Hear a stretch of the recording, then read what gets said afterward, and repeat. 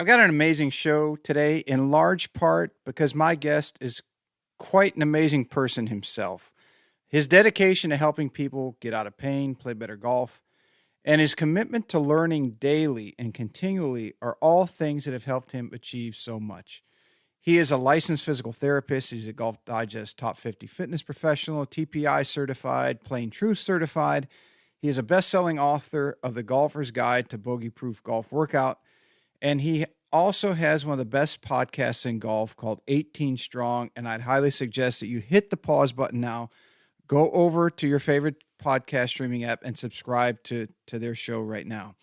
If you haven't figured it out yet, his name is Jeff Pelizzaro, and he is the co-founder of the 18 Strong platform. You know, Jeff and I have a fair amount in common, where he is on the fitness side of training and coaching and has a love for playing and just the game of golf in general. And I'm on the golf coaching / instructional side, and I have a love for training. And of course, we both enjoy hosting a great podcast with a wide array of very, very smart and interesting people. In today's show, Jeff and I get into a lot of these topics, different training methods and styles, how training is evolving. And he gives his thoughts on which he thinks are good and which are not so good, and how the search for distance in the long run might not be the best thing for your game, in particular for your body. He's also kind enough to shed some light on the development of his platform at 18 Strong, where they have an unbelievable website. Of course, they have their very famous their app, and of course their podcast, and how it's become one of the most popular in the golfing world. Jeff is a very sharp and smart person and gives a lot of gold nuggets in this episode today. And it doesn't matter if you play twice a week, you play for a living, or you're just looking for some business advice, he provides all of that in today's show. So, as always, sit back, relax, and enjoy my conversation with the co-founder of 18 Strong, Mr. Jeff Pelizzaro. What's up, everybody, and welcome to the Golf 360 podcast. I'm the host, Pete Popovich. So you may be asking yourself, what is Golf 360? And Golf 360 is a show that was designed to introduce you to people associated with the game of golf to help you improve not only at your game, but also your life. Almost all of our guests are from within the industry in some way, shape, or form, but some of the guests we have are from outside the industry, and it mainly revolves around the business world with a few others scattered in here and there. Now, all of the guests that we have a few things in common. One, they all were highly successful and accomplished in their field. Two, each has something to pass along that will help you in your game and your life. And three, they were all more than willing to give back by passing along the things that they use to help them in their career, and even some of the mistakes that they made so that others don't make them in their journey. So I hope you find listening to them as enjoyable as I did interviewing them, and that each and every one of you benefits from the information that they so willingly and graciously pass along. This episode of the Golf 360 podcast is brought to you by Affinity Wealth Management Group. We all work exceptionally hard for our money, and none of us can afford to let that fall into the dark abyss of the big box financial service firms with their jack of all trades and master of none mantra, which basically means you become a number within a cookie cutter model, which is often accompanied by massive fees. Your future deserves more than average returns, and at Affinity Wealth Management, they ensure that your financial goals receive highly individualized, tailored attention from experts who are in the industry to be great and not average. As a client of Affinity Wealth, you will receive a customized solution to your customized life, keeping in mind your family's financial situation, values, and risk tolerance. Contact them today at 248-840-3863 or www.affinitywealthmg.com. This podcast is brought to you in part by Just Thrive Probiotic. You may be surprised to learn that your digestive system is the key to creating and maintaining the quality of your physical, mental, and emotional health, and it's one of the body's most essential systems. That's why the majority of nutritionists today highly recommend probiotics as an indispensable nutritional supplement. As a discriminating consumer, you've probably been searching for a probiotic that is proven, potent, and effective, and you found it. Just Thrive is your best choice for maintaining a healthy lifestyle. Just Thrive Probiotic captures the power of hundreds of thousands of years of nature's design with a specialized bacillus strain formulation that guarantees survivability through the stomach and upper digestive system. Supports optimum gut health, digestive health, immune health, and delivers antioxidants. Great for adults, kids, and the whole family. Use promo code GOLF360 at www.thriveprobiotic.com for 10% off your order. All right, I am here with the world-class trainer, the amazing podcast host, 18STRONG, which I highly recommend everybody out there check out, Mr. Jeff Pelizzaro. Jeff, happy to have you on, and thanks for coming. Pete, thank you so much for having me, man. This is going to be fun. Yep. You know, I'm a big fan of your work. And one of the things I enjoy best about your show is you have a wide array of guests on it. Not just trainers and not just coaches, but a very, very diverse group of different people. And I guess the reason that I'm so such a fan of it is kind of the way that I designed this and came up with the name Golf 360 that was all encompassing of everything to do with golf. So I guess the first question I have for you is, did you do that by choice, or was it chance and that it just evolved that way?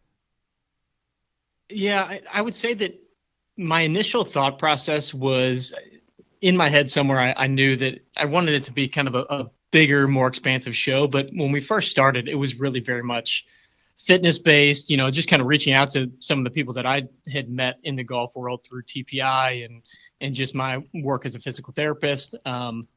But as you know, if you talk about one topic for too much, it just gets a little stale. It gets a little old. So it was one of those things where as we continue to grow, I wanted to just keep talking to as many cool people as I could. I wanted to learn from as many people as I could and tried to find guests that I really wanted to have conversations with, much like you do on your show. It's like just trying to find people that will bring something to the table that's maybe a little bit different, or everybody's got their own stories, their own expertise.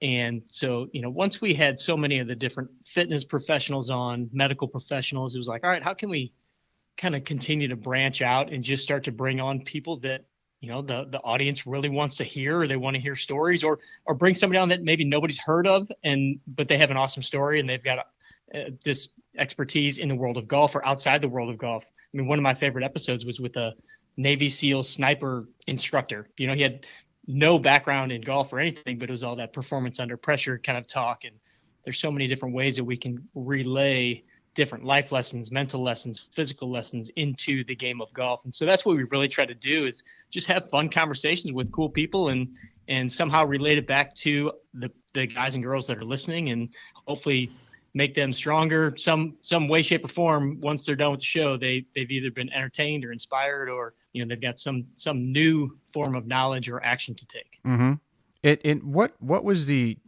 draw for you to do a podcast? Because you've got your training business that's doing very well. You have an awesome website and an app, which I hope we'll just get into a little later. But what was the attraction of podcasting? I think it was initially my knowledge of first knowing that there was so much information that I didn't know. I didn't grow up playing golf. I was kind of new into the industry of golf and fitness. I kind of jumped over from physical therapy back in 2008 into this world of golf and fitness. And it was really a sport that I didn't know that much about, but I knew I kind of got into because I knew that I could help the golfers just physically with what their bodies were doing. And I also knew that I didn't just want to kind of stay in my own lane and work with individuals and that be it. I wanted to somehow help educate others, help others, whether that be the golfer or other people that were kind of in my shoes that were, looking to get into this business and figuring it out.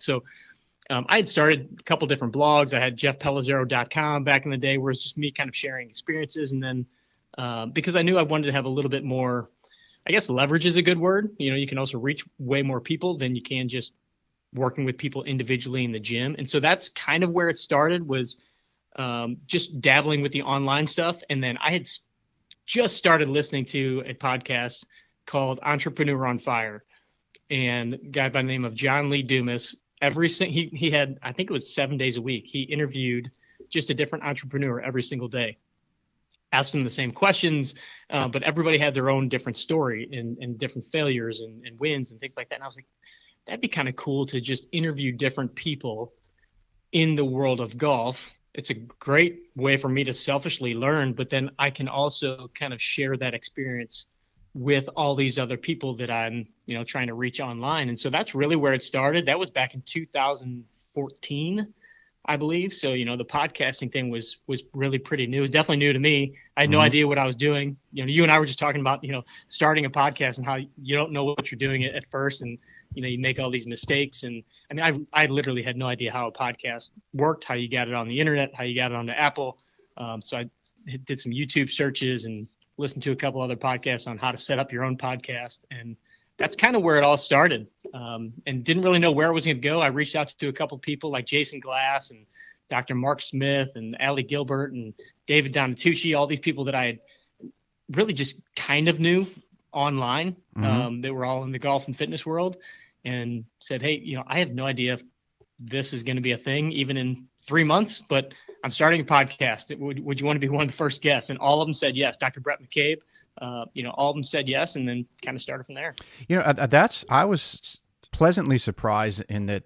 I've been very lucky to have a lot of very, very good people on the show, and you're obviously continuing that list. But as you bring up Doc Brett, I've had Doc Sasho on. I've had Jeff Mangum, Andrew Rice. I've had Fortune 50 CEOs, Marine colonels, the whole litany.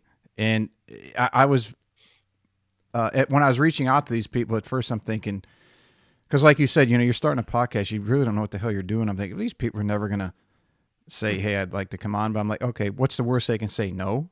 And then I'm right. I just try to find somebody else. But I was very surprised that all of them said, "Love to do it. When do you want to get connect? When do you want to connect?"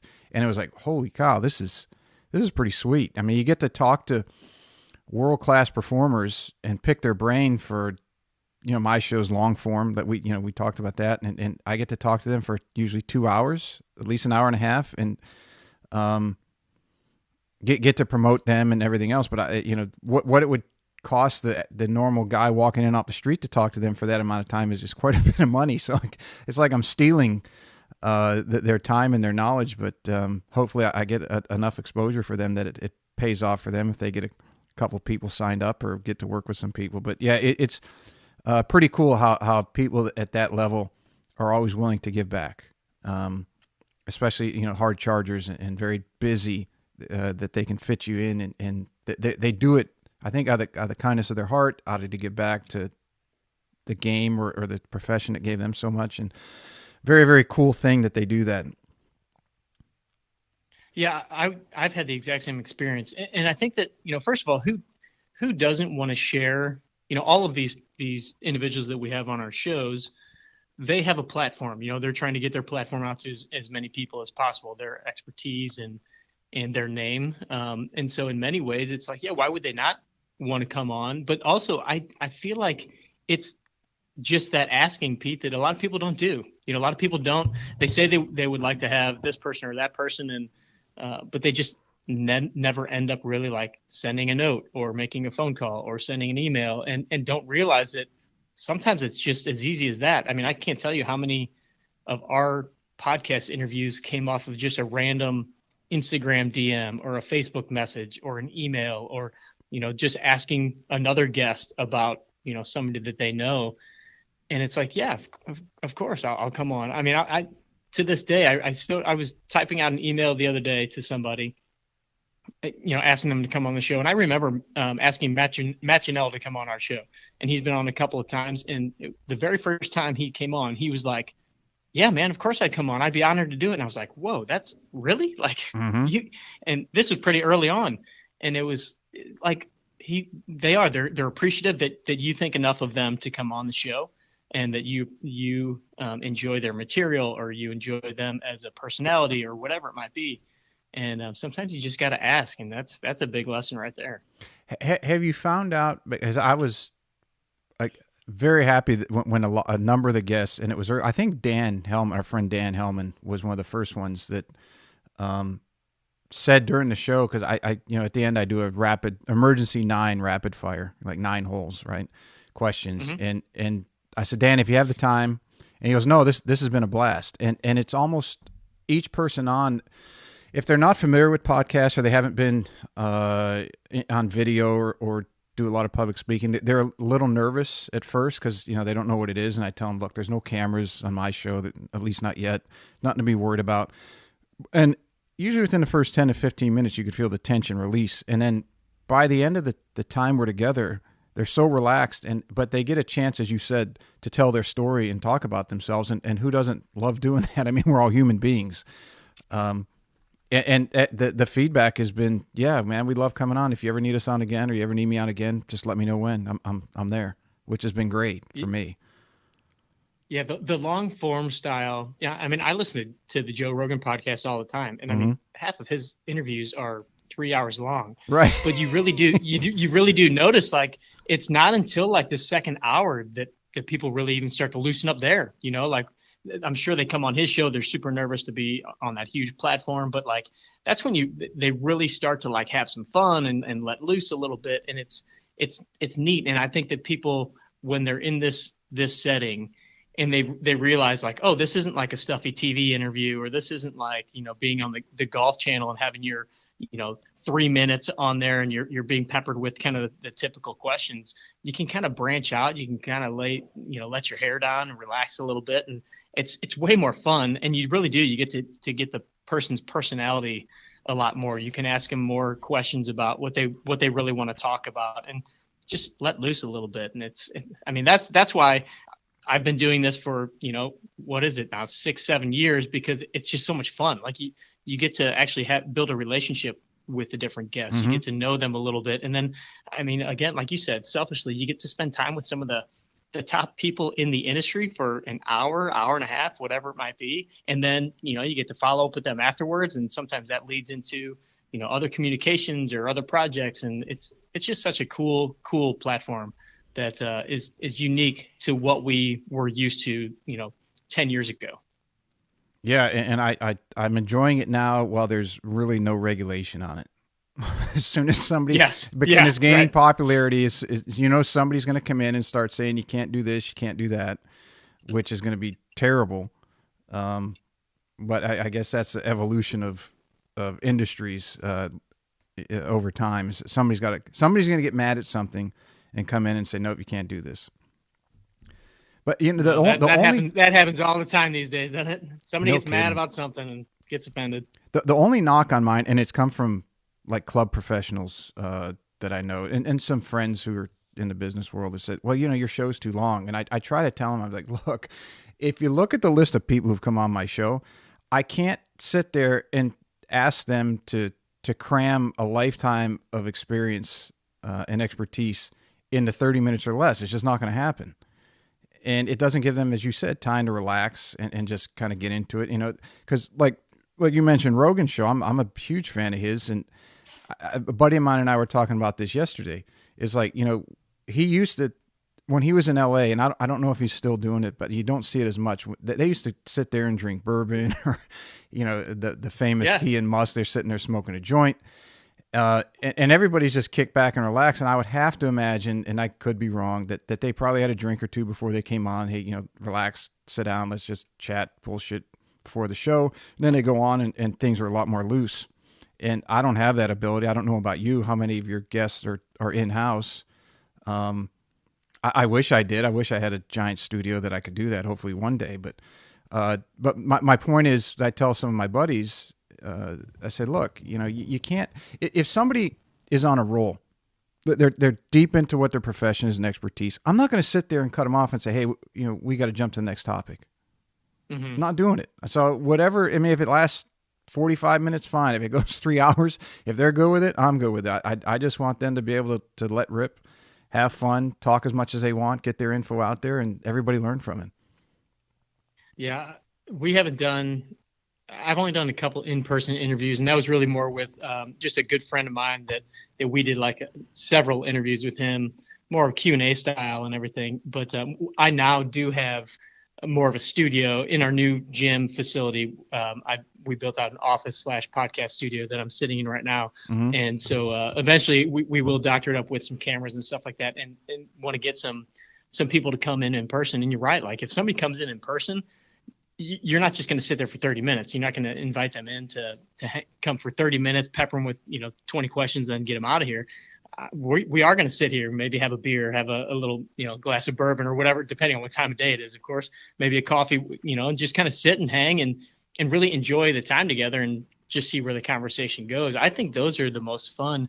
It just kind of depends on the style of your show too. I mean, some shows are built to be short, full of a couple bullet points and move on. But I think if you're having somebody sit down for an actual conversation, you got to give some time to let it ruminate a little bit, have some fun and hopefully lay back and relax a little bit. Yeah, I've got to give one of the local. I've done probably 4 in person where they're local. Krista Dunton was the first one, and she came, and I got to give all the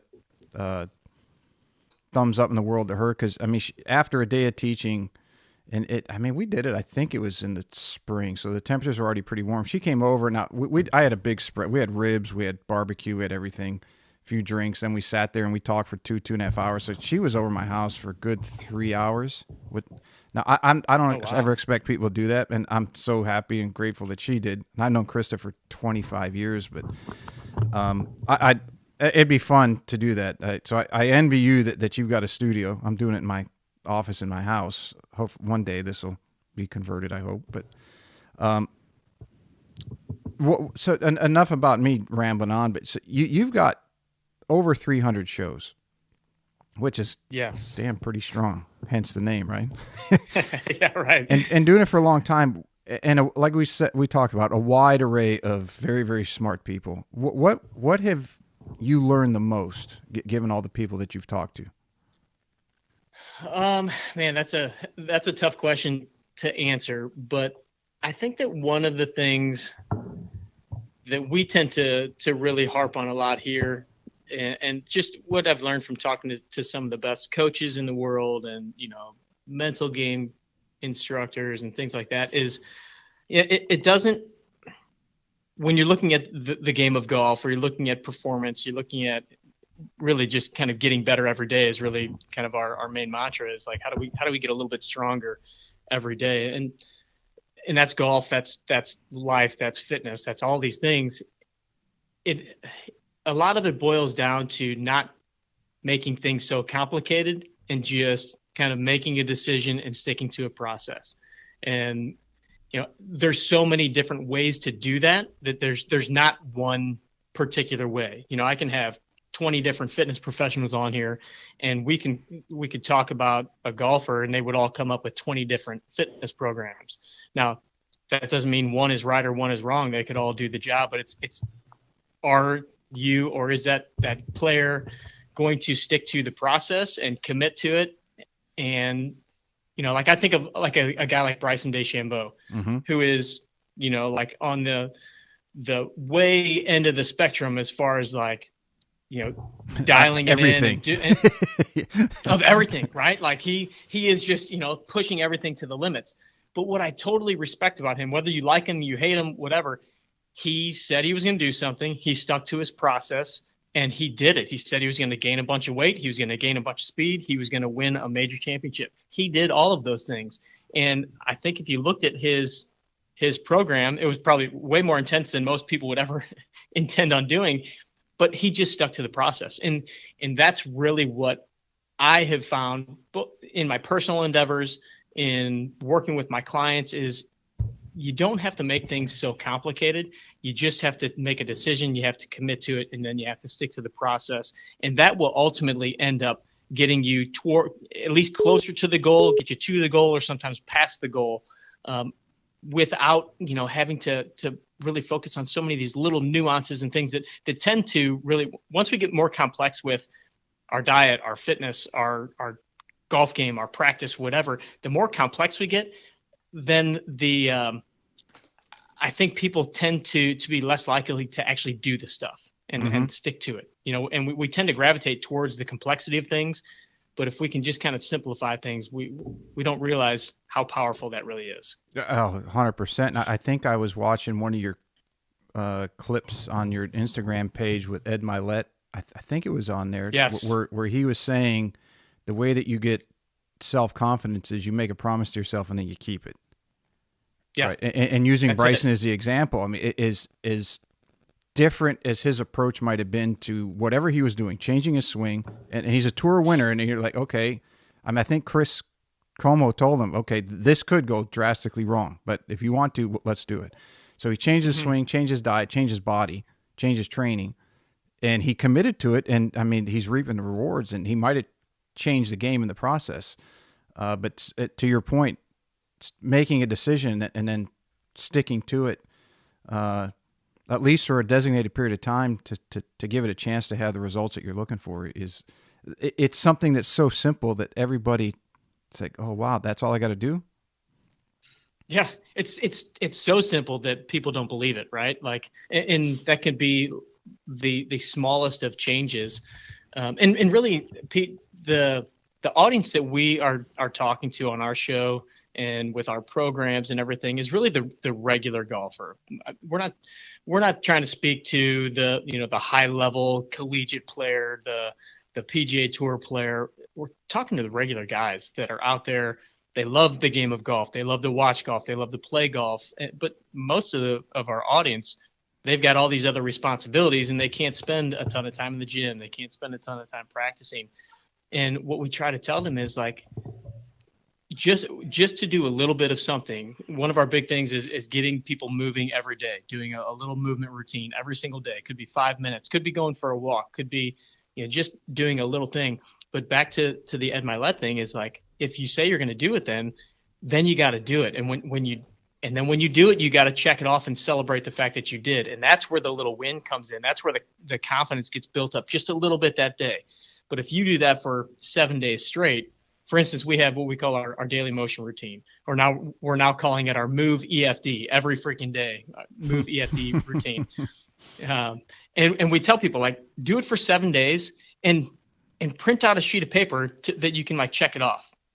And when you get to the end of the 7 days and you see that you check that off 7 days in a row, that's a confidence booster.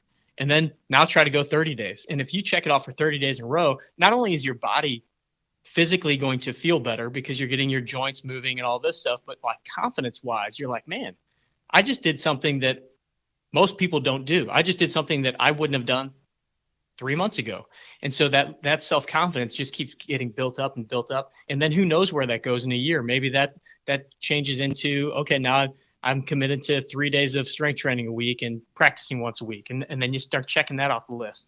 And it's like that snowball effect of just building a little bit bigger, a little bit bigger. You see the results. And now maybe it bleeds over into your diet. Now you want to eat a little bit better or whatever that might be. But it's those little things. And it's crazy how it can start so small and end up so big.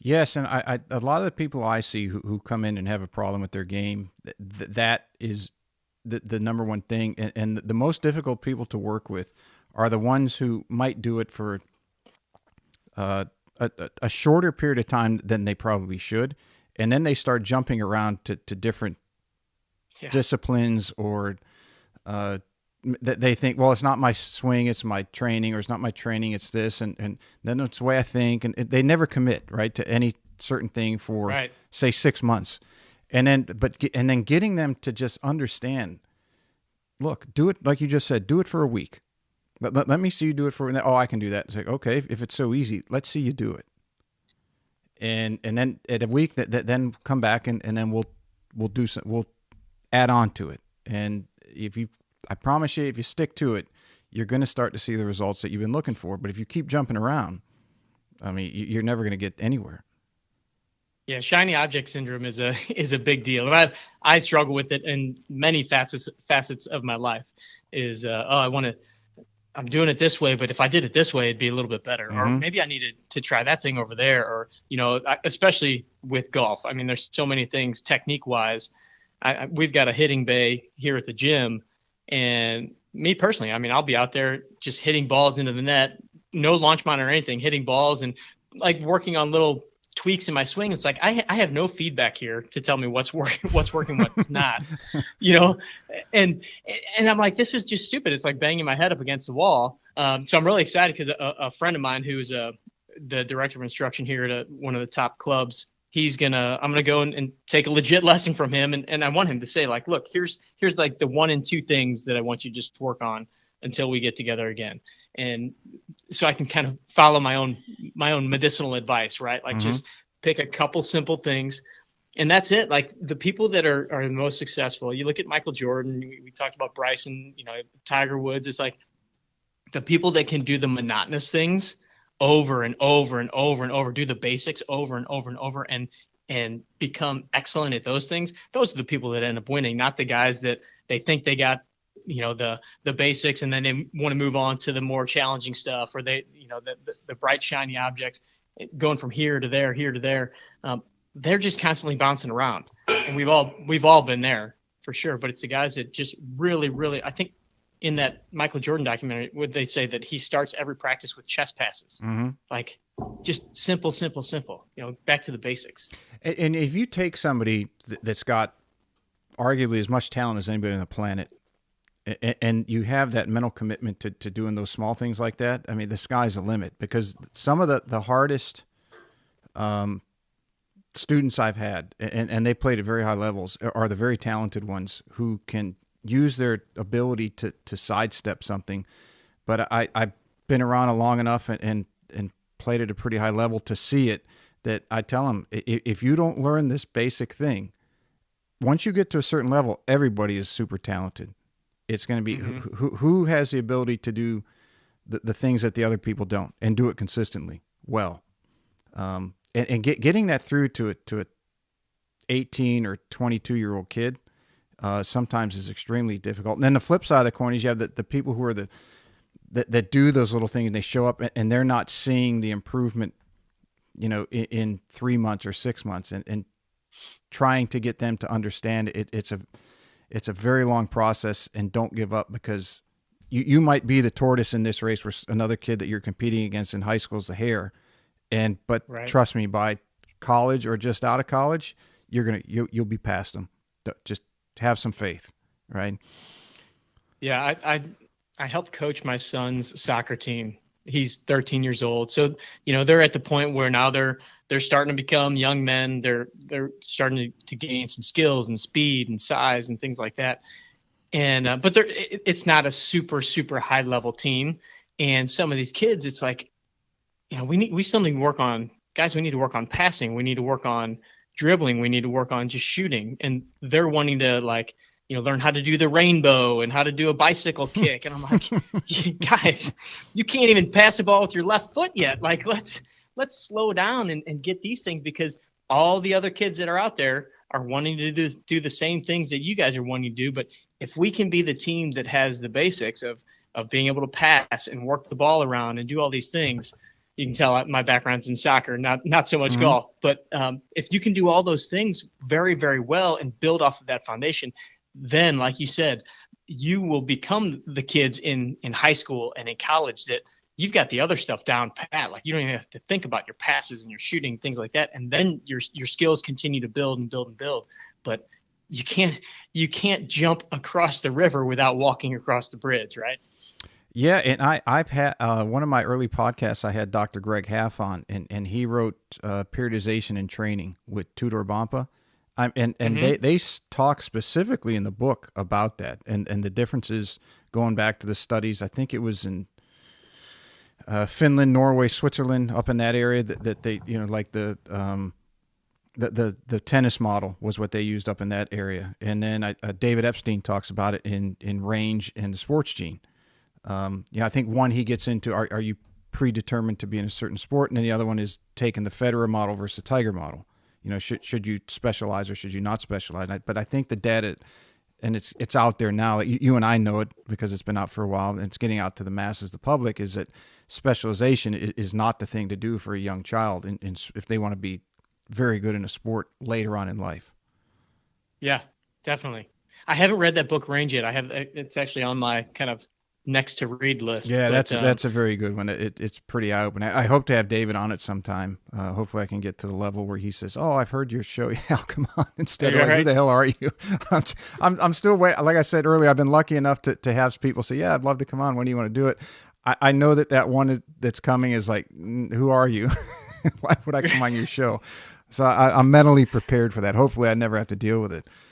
Yeah. Well, usually they're nicer than that. They don't say who you are. Who are you? They just say that they're booked for 6 months. So I've had. You'd be surprised though. I've only had probably less than 10 come back and kind of give me what I would say is just a polite no.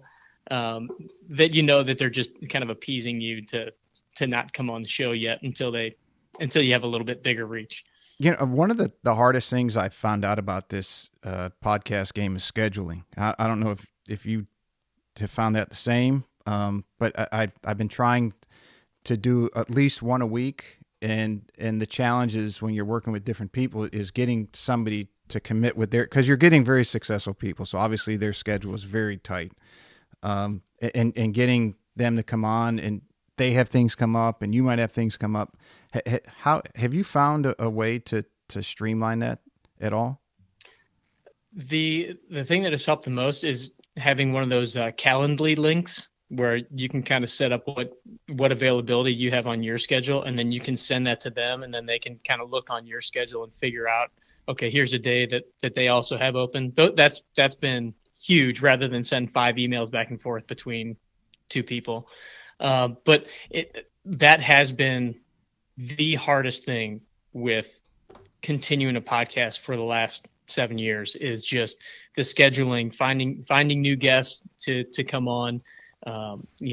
Again, that works with your schedule, staying up to date with new episodes, all of that. It's a challenge that most people don't really realize how hard it is, especially after, you've done 300 and something episodes. Obviously we've gone through our warm market of friends and friends of friends and things like that. So it really does take some reaching out, or I tell a lot of my previous guests or friends in the industry, it's like, sometimes being a podcast guest is like being an insurance salesman. You got to call your friends and family multiple times and ask them for help, and ask them to reach out to somebody else for you.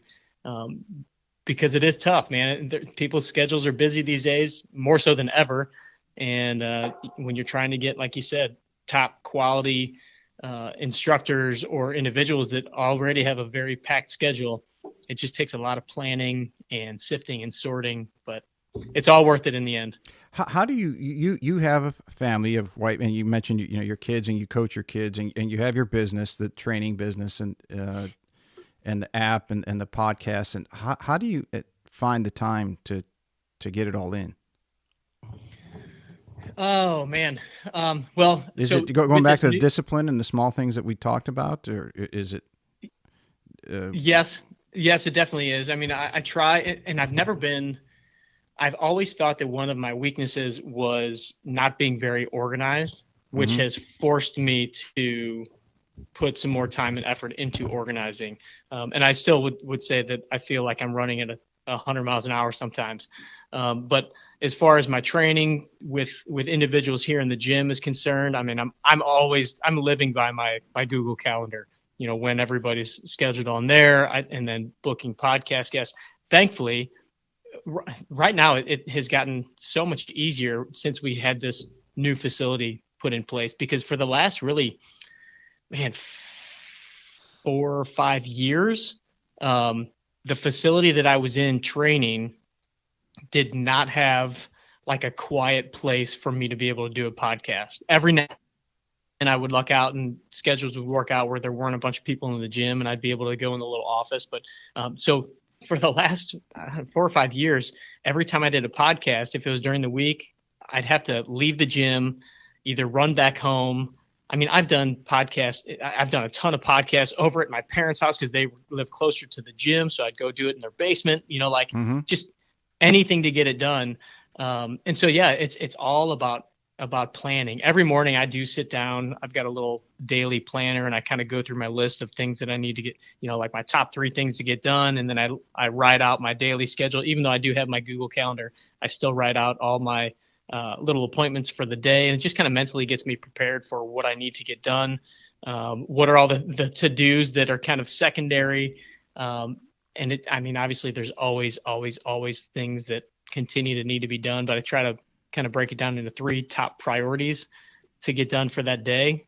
And some days they get done, some days they don't. But to answer your question, it's always been a struggle for me, and I think it always will be a struggle to some extent. But it's really kind of relying on some organizational strategies and just really being cognizant of your time. I also I block out the weekends for kids games. I don't work in the gym on Saturdays and Sundays. I try not to do too much on the podcast and 18 Strong on the weekends just to keep that time. So I try to limit it to my 5 days a week. Sometimes that's late nights and early mornings, but again, it's worth, not having to do all that stuff while I've got the kids' games and family stuff. I come from a huge family here in St. Louis, so we've always got something going on. Mm-hmm. Well, I'm sure if we asked 100 other people who were involved in like a lot of different things, Chris Como, for example, we mentioned him earlier with Bryce and how you fit in all these things, and I would have to imagine that 90% plus would say as you did. I'm going 100 miles an hour, and it feels like I can never get enough done. And maybe that it in some ways it was a selfish question to ask because I'm sitting there the last couple of days, and I'm reading more of your material, so I have better understanding what you got. I mean, I knew who you guys were. I just didn't know some of the details to ask some questions that some people might want to know, and just want to know more the intricacies of what you guys do before we came on. And it's like, God, how do I do that? How do I continue to coach? How do I do social media stuff? How do I do personal life? And I got a different business I'm in, and how do I, it's like there's not enough time in a day. Yeah. And this coming from a kid. I was going to say, throw on top of it the fact that you and I both coach, right? So, we both train, work with clients. So it's like, that's an hour spent with a person, or 2 hours, or 30 minutes, or whatever. Like, unlike a lot of professions that, friends of mine have where they are in an office and they're doing different things throughout the day, they can plan their days a little bit differently. Here it's like, no, okay, I've got 4 hours, 6 hours, 8 hours of my day already accounted for because I'm standing in front of a person working with them on the gym floor, and then have to get these other things done. Now, I do have to say that my business partner with 18 Strong is my cousin Ryan. Yeah, I saw that. That's pretty cool. Yeah, we've been best friends since we were little kids. And Ryan's background is small business marketing. He's the one that does a lot of the website stuff. So I have him to lean on when it comes to email marketing and the website and those kind of things. So it's not like I'm doing all the technical things behind the scenes too. So having that team, and then his wife Kendra does a ton of admin stuff. You were on some emails with Kendra early on. Actually, that's how this kind of came about. Kendra's amazing, and she's the taskmaster for 18 Strong. She keeps us all in line and keeps us on track. And without those two, this whole thing doesn't happen. Oh, that's interesting that you say that, because if you look at most successful anythings, that the bottom 90% of that iceberg is very big compared to the top 10% that people see, right? There are a lot of moving parts in there and a lot of people that are contributing. And I think sometimes people who have the entrepreneur mindset, myself included, I'm raised my, they say, who's guilty of this? I'd be the first one to raise my hand. You want to do everything on your own because you want it done your own way. You want it done the way you think is right. But you get to a point in your growth cycle that it's like, okay, here's your options. You either don't grow anymore, or you reach out and get somebody who knows what they're doing in whatever particular aspect of that business that you need help in. Because you can't, I mean, YouTube's a great resource to learn new things. And everybody's using it. I've used it. I think you said you had. But it's like, at what point do you make your time as efficient as possible so that you can reach the things that you set out that you say you want to reach?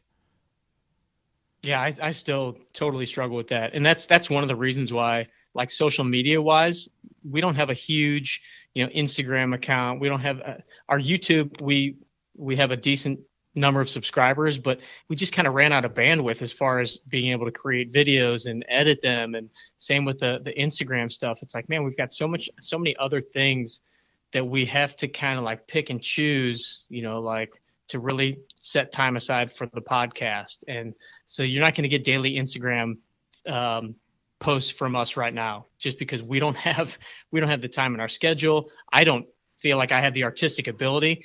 It'd be better if I just flip the camera on and just recorded some stuff and just posted it out. But again, I just haven't made that commitment to do that, to really put the effort into building that. So yeah, it's like, there's so many different things that I sit and think about a lot. Like, okay, should we spend the money to hire a video editor to do some more videos and get more out on YouTube? Because I know that would be great for our exposure. Or same thing with Instagram, but it all costs money, and it's kind of like, well, when do we start? Where's the balance there? And I know that Right. if we took the time to do it, we would, and we really committed to it. That, again, like we talked about before, it's committing to it and then sticking to that process. But you can't be dabbling in all these different areas and spend the money to do it or try to do it yourself, because then you drive yourself crazy. You know what I found that helps with that is that you might be able to use. So if I'm giving a lesson, if I either have my phone out there on a stand or an iPad or something, and I'm videoing the lesson, whether it's to send to the students so they have that they can go back and review it, and I keep a copy. I'll edit segments out of that. I think, well, Instagram's gone to where you can do longer posts now, and it's not as restricted as before. But let's say before it was 59 seconds or less. So if you're with somebody for an hour, you can pull at least a dozen clips out of there. Or let's just say it's 5. If you're going to pull 5, well, there's 5 days of Instagram posts.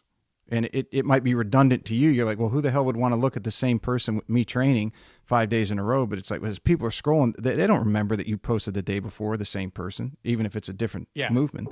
So I found that, even though I haven't been consistent with it, guilty again as charged, to be a bit of a more efficient way to do it instead of having to hire somebody. Because, I mean, you can sit there if you're watching TV at night and just, on your phone, scroll over, edit this, cut this, upload, done.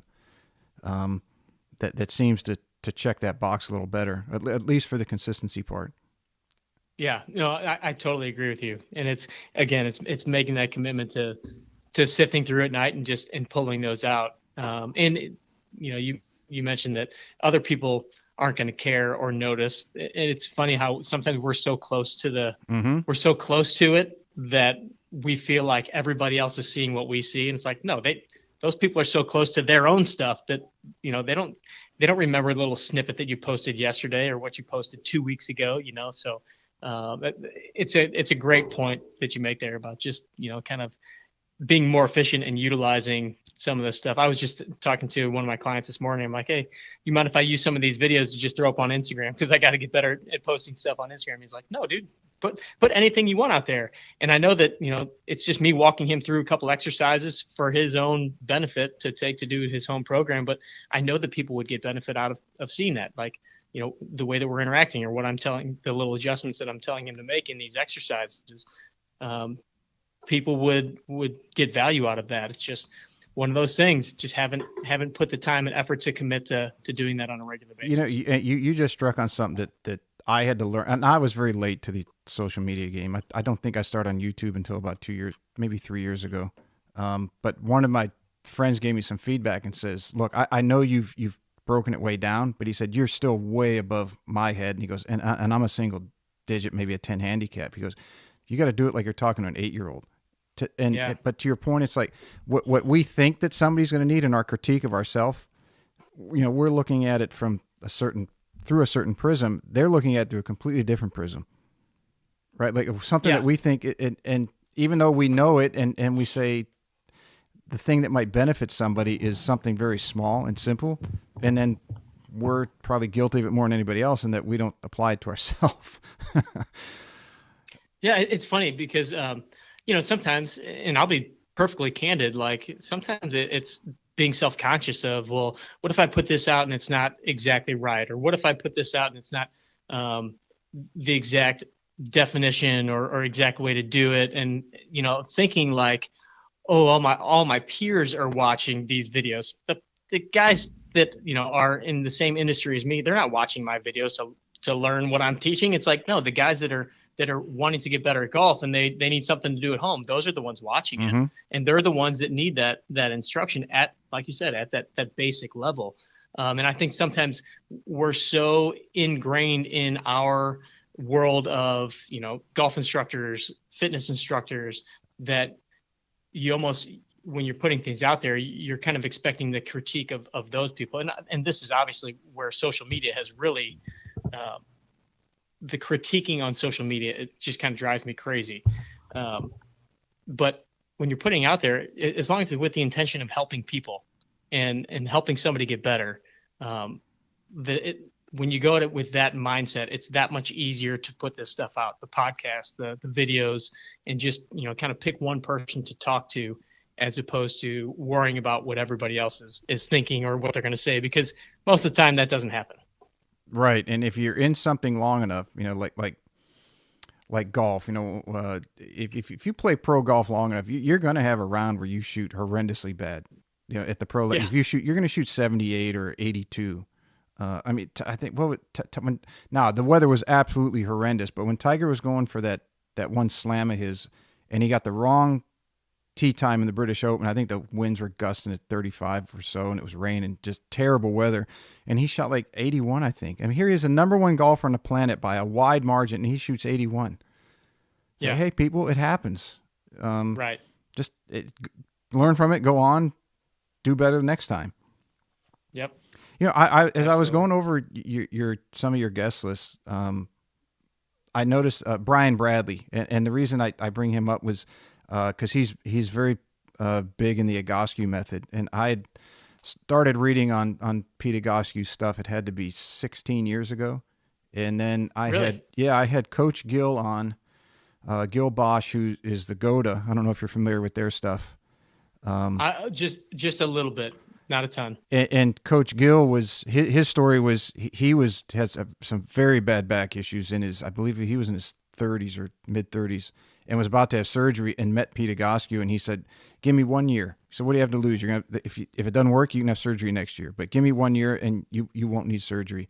And he said he fixed him, and then Wow. he went and did all his certifications and learned from him, and then he went off and he developed the GOTA program with some different things in it. But it's kind of cool to find things that are not mainstream on that about on someone else's show. So I haven't listened to Brian's episode yet, but that's definitely on the list to check out. Brian is legitimately one of my favorite people in the world.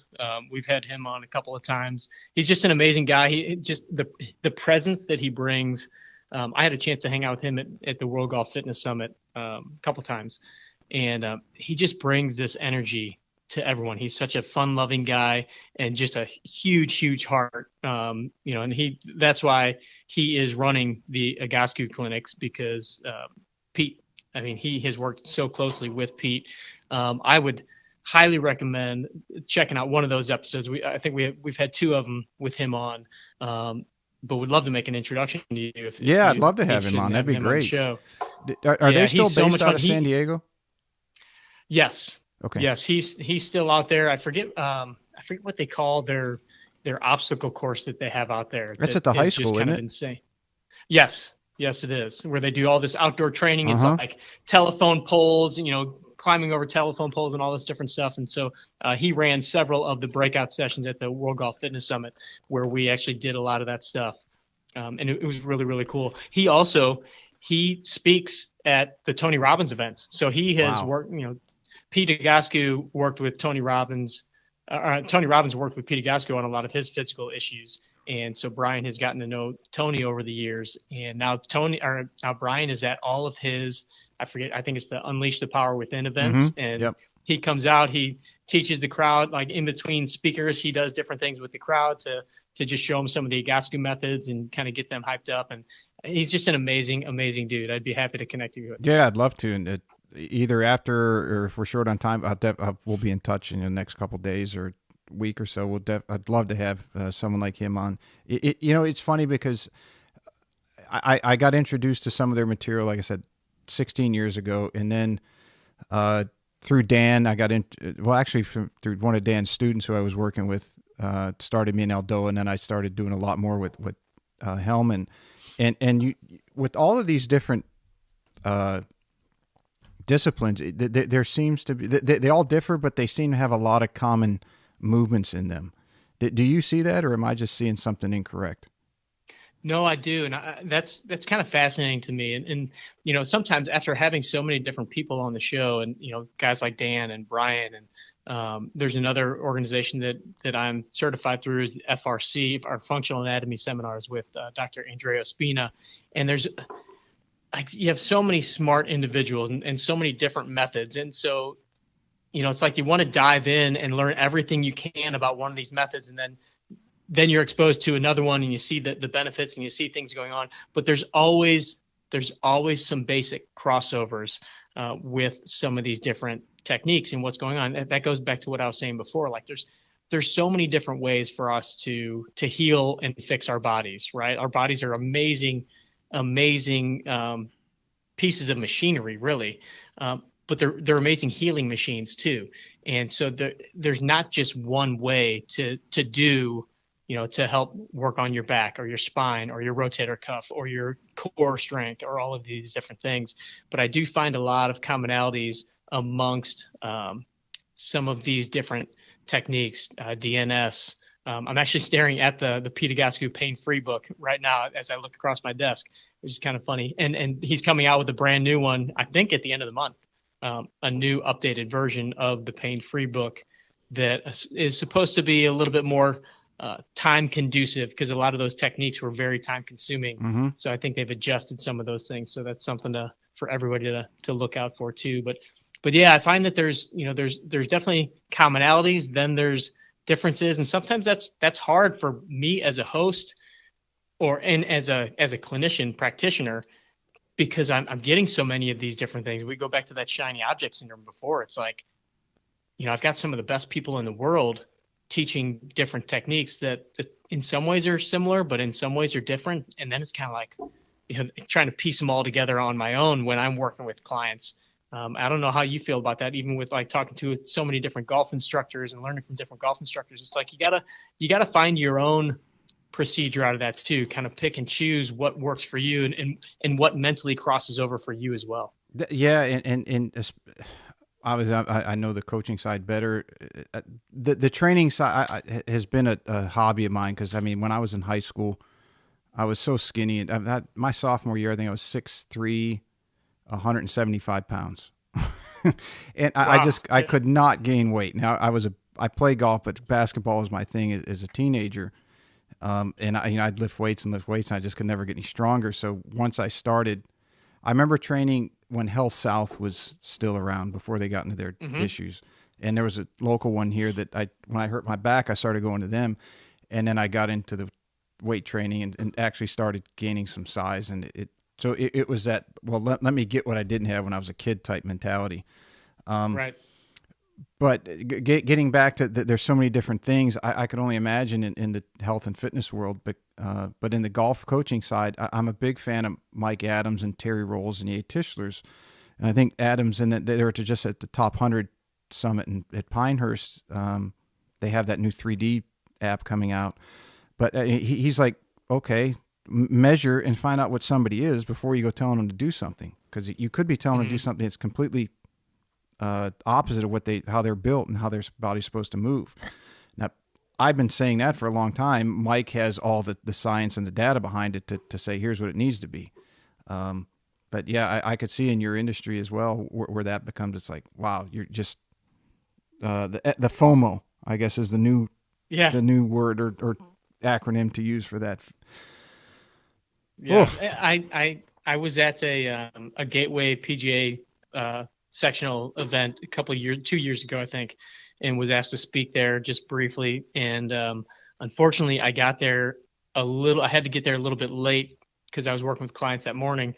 But Mike Adams was like the special guest, Mm-hmm. and I didn't get to see his full presentation the first day. I saw the second half of it the second day. So I was kind of a little bit lost on it the second day because he was breaking down all that stuff. But it was fascinating to me the way that he measures the different body parts and, breaks down what movements that type of player should be doing or should be taught on. And I was like, man, this is pretty cool. And again, another thing that I would love to dive in on and learn more about, because it made so much sense to me that, even when I'm looking at myself swinging a club, it's like my body type is different than this player that I'm working with. And so my swing can't look like his, Mm-hmm. and so what are the things, where are the positions that somebody with my body style should be in? What is a more optimal swing and movement of the hips, the shoulders, the forearm,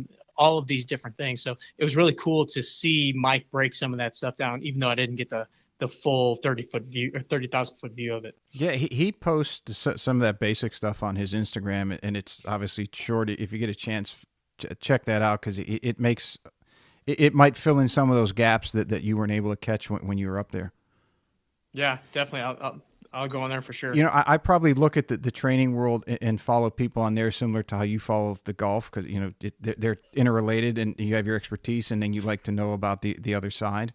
I've been following a lot lately. Ben Patrick, the knees over toes guy.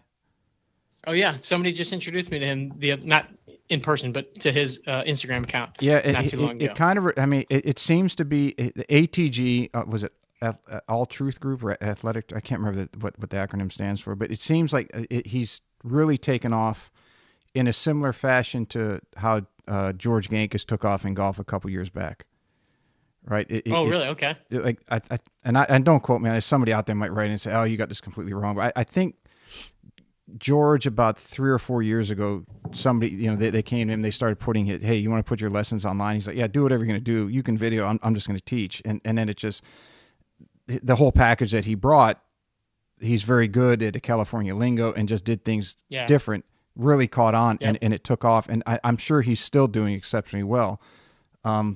I think that the red hotness had to calm down some, because nothing can burn that strong forever. But right. I use that as a not a metaphor, but a comparison to the training world. I think from what I can see, that knees over toes guy is kind of doing that right now in the fitness industry, because it's different than what a lot of people have been teaching. Right. In fact, some of it's contradictory. Let your knees go over your toes, where a lot of people are taught, well, when you squat, don't do that. You hurt yourself. Yeah, which has always been kind of a funny thing to me, because that was something that we were kind of, I don't even remember if we were like officially taught that in physical therapy school. But I definitely do not subscribe to the don't let your knees go over your toes anymore. So I'm more along the knees over toes guy. Mm-hmm. Because in order, if anybody wants to do a full-blown squat, like where you get your hips down below your knees, you need to let your knees go in front of your toes. Otherwise, you'll tip over. And so it was kind of I guess a protective mechanism. Part of it started because in rehab, when you're rehabbing certain knee injuries, we wouldn't let their knees go over their toes because of the angle of flexion that it would cause and things like that. But somehow it became, when you're doing like strength training and squatting and lunges and things like that, to not let your knees go over your toes. But there's plenty of athletic endeavors where your knees go in front of your toes. And so my philosophy is there's really not a bad movement. You need to be able to kind of train every movement to some extent. And when you do get in a position like that, you're teaching your body how to do it properly, how to get stronger in that motion. Because when our bodies undertake a stress or a movement or a position that it's not ready to handle, that's when we get hurt. So if we're babying all these different positions, and like even posture is one of those things where I think people definitely overplay the importance of being in perfect postures at all times, because it's just not real life. Mm-hmm. So if there are times when I will be working with somebody or training myself and will naturally go into, on purpose, poor postural positions and work on getting a little stronger there. For instance, like a deadlift or something like that. And I'm not talking about crazy heavy stuff, but like kind of rounding out the back and doing those kind of things, because in real life we bend over and we round out our back sometimes. And if I've never done that, or I've never trained that, or I've never put my body in a stressful position and done that motion, well then, yeah, if I come across a box and I lift it wrong, I'm going to hurt myself. But if I've kind of branched out and tried different movements or positions with different postures and things like that, letting your knees go over your toes, or, those kind of things, then your body's more ready to handle whatever's coming at it. Yeah, it makes total sense. And my girlfriend's sister was a trainer years ago, and one Thanksgiving or Christmas or whatever, we got into a discussion. I don't know if I call it a debate, about your knees going over your toes. And she said, no, they're not supposed to. And I said, okay, you realize when you walk down the steps, your knees pass your toes, don't you? Yeah. And that kind of more or less ended the conversation. And she's, well, what, you're not certified, blah, blah. I'm like, oh, okay, we're going to go down that path. I'm certified in common sense. Right. And back then I was reading a lot of Charles Poliquin stuff. I was a big fan of his. Oh yeah. And that's how I had Preston Green on. Preston was probably his top protege. And spent a half day with Preston. That was very cool and interesting. But it's like, yeah, why wouldn't your knees go over your toes every time in daily life constantly? Why wouldn't you not want to train that, make it stronger so you can avoid the injury? Yeah, some of the guys that I've worked the closest with here in St. Louis were all trained either directly under Charles or there's an organization here in town that a lot of them worked for that were all Poliquin certified guys, and I learned a ton from those guys from a strength and conditioning standpoint. Mm-hmm. And all of it just made so much sense as far as just getting yourself in these different positions that you're going to be in regular life, and just the mechanical advantage of some of these positions to get stronger and build muscle and build strength and be able to resist different forces and resistances. So yeah, big Poliquin fan. Some of his stuff was hilarious. We used to watch the one on one of his videos, the supplement video, because he was very big into supplements, right? Because he's getting these guys. Some of the stuff is outlandish, yeah. Right. He's getting these guys and these world performers, Olympians and pro athletes, and he's working their ass off for 3, 4, 5 days. So they've got a supplement or they're never going to get through it. And he's going through how much vitamin D to take. He's grabbing these handfuls and just dropping them in these cups and say, take this much of D and this much of zinc. And it's like, he's not grabbing one or two. He's grabbing a whole handful and dropping it in. Like, holy shit. Yeah. Charles also sold a lot of supplements back in the day too. I have to tell you, not to get off subject, there's another guy I've been following, and I'll tell you why I bring him up in a minute. Dr. Eric Goodman with Foundation Training. I don't know if you know of his work or heard of him. He's on the West Coast. I think he's in Malibu. But I bring him up because he worked a lot with the U.S. polo team many years ago, and he had a lot of theories that he knew that I think he knew the trainer, and they brought him in kind of as a consultant, and he took them off a lot of the weight training they were doing, with the exception of I think squats and deadlifts and maybe chin-ups. And did a lot of these decompression exercises that he has online. And that's really kind of why I brought this up, because if I look at his work and I look at the Aldoa method that you're familiar with, that Dan talks about, and Guy Voyer, it's and then even the knees over toe stuff where they're talking a lot about strength with length, right, in a lot of their exercises. So I wanted to get your opinion on, do you see the industry somewhat, or at least for golfers with your background, leaning into, okay, we're in a compression sport and we're in a torquing sport, that decompressing the joints of the body, the spine, the hips, the shoulders, it is going to work better for golfers' longevity as opposed to, just focusing on strength and mobility and flexibility? I firmly believe that. And I don't know if you know who Dr. Stuart McGill is. Have you ever followed any of his stuff? When I was talking to him, he said something that was really, I had never really thought about it, but he likes to use the term elasticity, and a golfer needs to be elastic, right? And if you're constantly doing like really heavy axial loading, or like loading of the spine, so heavy squats, deadlifts, those kind of things, your spine and the discs actually end up kind of stiffening, which is not great for a golfer. So right. Being able to balance that out with some more of these decompression type exercises, doing a lot of stability work with the core, where you're doing a lot of bracing kind of exercises, but then also being able to create resistance through motion. I believe that all of every golfer that comes in, most golfers, I would say, the first thing that they'd say they need, and this is again, the population that I work with a lot is kind of the, let's say, 30 to 60-year-old golfers, and they all say, I need to be more flexible. They all want more range of motion. They want a better turn. They want all these different things. And I think that most of them just envision a big stretching program at first. And while stretching and lengthening is a good thing. If you don't have strength with that, so to your point of, strength with length, if you don't have that strength component, then what you're doing is just kind of creating hypermobility, or you're creating a laxness or a looseness without the ability to protect, without the ability to contract, without the ability to kind of recoil. And so I'm a big believer that all of our strength training that we do, everything that we program, is meant to go through full ranges of motion. So if we're doing squats, we're typically going through full range of motion squat. We're doing full range of motion split squat, or even if it's a chest press, a dumbbell press. I use a lot more dumbbells than I do barbells for the most part, just because of who I'm working with.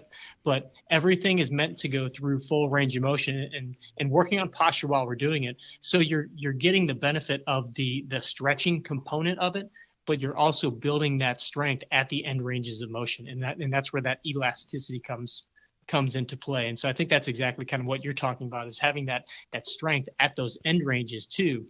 Because if we're constantly just stretching into these end ranges, but we're not building any strength, your body really hasn't gained any control of that new movement. And so then your body either won't use it when you want it to, or if you do get in that position, again, that's where you kind of risk injury, because you don't have any stability to counteract whatever force you're getting ready to put on your body. It is a somewhat of a humbling realization too, because I have gone to that. Like, for example, I like you just said, I have used dumbbells for a long time and got away from bars for a lot of different reasons. But the bench press, for example, because at one time I had my left bicep tendon had popped over the bone and then popped back on it. It always gave me trouble. So I was always very conscious not to let my elbows go below my shoulders, but I would have where my palms were facing away from me, the standard bench grip, press grip. And then more of a pronated style, yes, is what we'd call that. And then I got into, as I started learning and seeing more of this strength length sort of mantra, I'm like, okay, now I got I use a parallel grip, and I'll go all the way down to where my hands are touching my chest. My elbows are way below my shoulders, but the weight that lifted dropped significantly, because it was a weak point. Now it's come back up some, but it's nowhere near what I could do with just the arms getting parallel to the ground. It's very interesting stuff. When you limit it like that, for sure, you're going to have, we've even got, there's these things called bench press blocks, where you put them on your chest and you can bring the bar down, and it just goes down to the block and touches. And that allows you to lift so much more weight, because you're not taking it into that deep range of motion. Like all those power lifters do, right? You see those videos on YouTube, and these giant guys, and they're slapping each other in the face, getting all pumped up. And they got the big block. Or they're in a bench pressing competition, they're arching their back as far as they can, so they don't have to go nearly as much of a range of motion. They can touch the ribs and go back up, and that's part of the sport. So that's totally allowed there. But when we're working with somebody, my goal is not to get somebody to bench 300 pounds. My goal is to get them stronger, to get them, to give them a healthy shoulder, or help fix their shoulder, or whatever it is, and help prevent injury. That's always the number one concern, is let's prevent any possibility of injury on the golf course or off the golf course. And we're going to do that by really trying to maximize the ranges of motion that we use, but also by creating a little bit more resistance through those ranges of motion. Yeah, you have that. If someone's going to work with someone like you who really knows what they're doing, and they're worried, if let's say they're watching YouTube, right? They're in today's world, they're watching Instagram, and they've got all this stuff stuck in their head, and they make their own workout, and they're in the gym for 3 hours, and then it comes to you. It's like, whoa, dude, what are you doing? And then you write them a program, and that focuses on this, and you cut their time in the gym down to an hour, maybe a little longer, and they get a full stretch, and they get the strength, and they're like, holy cow, this is gold.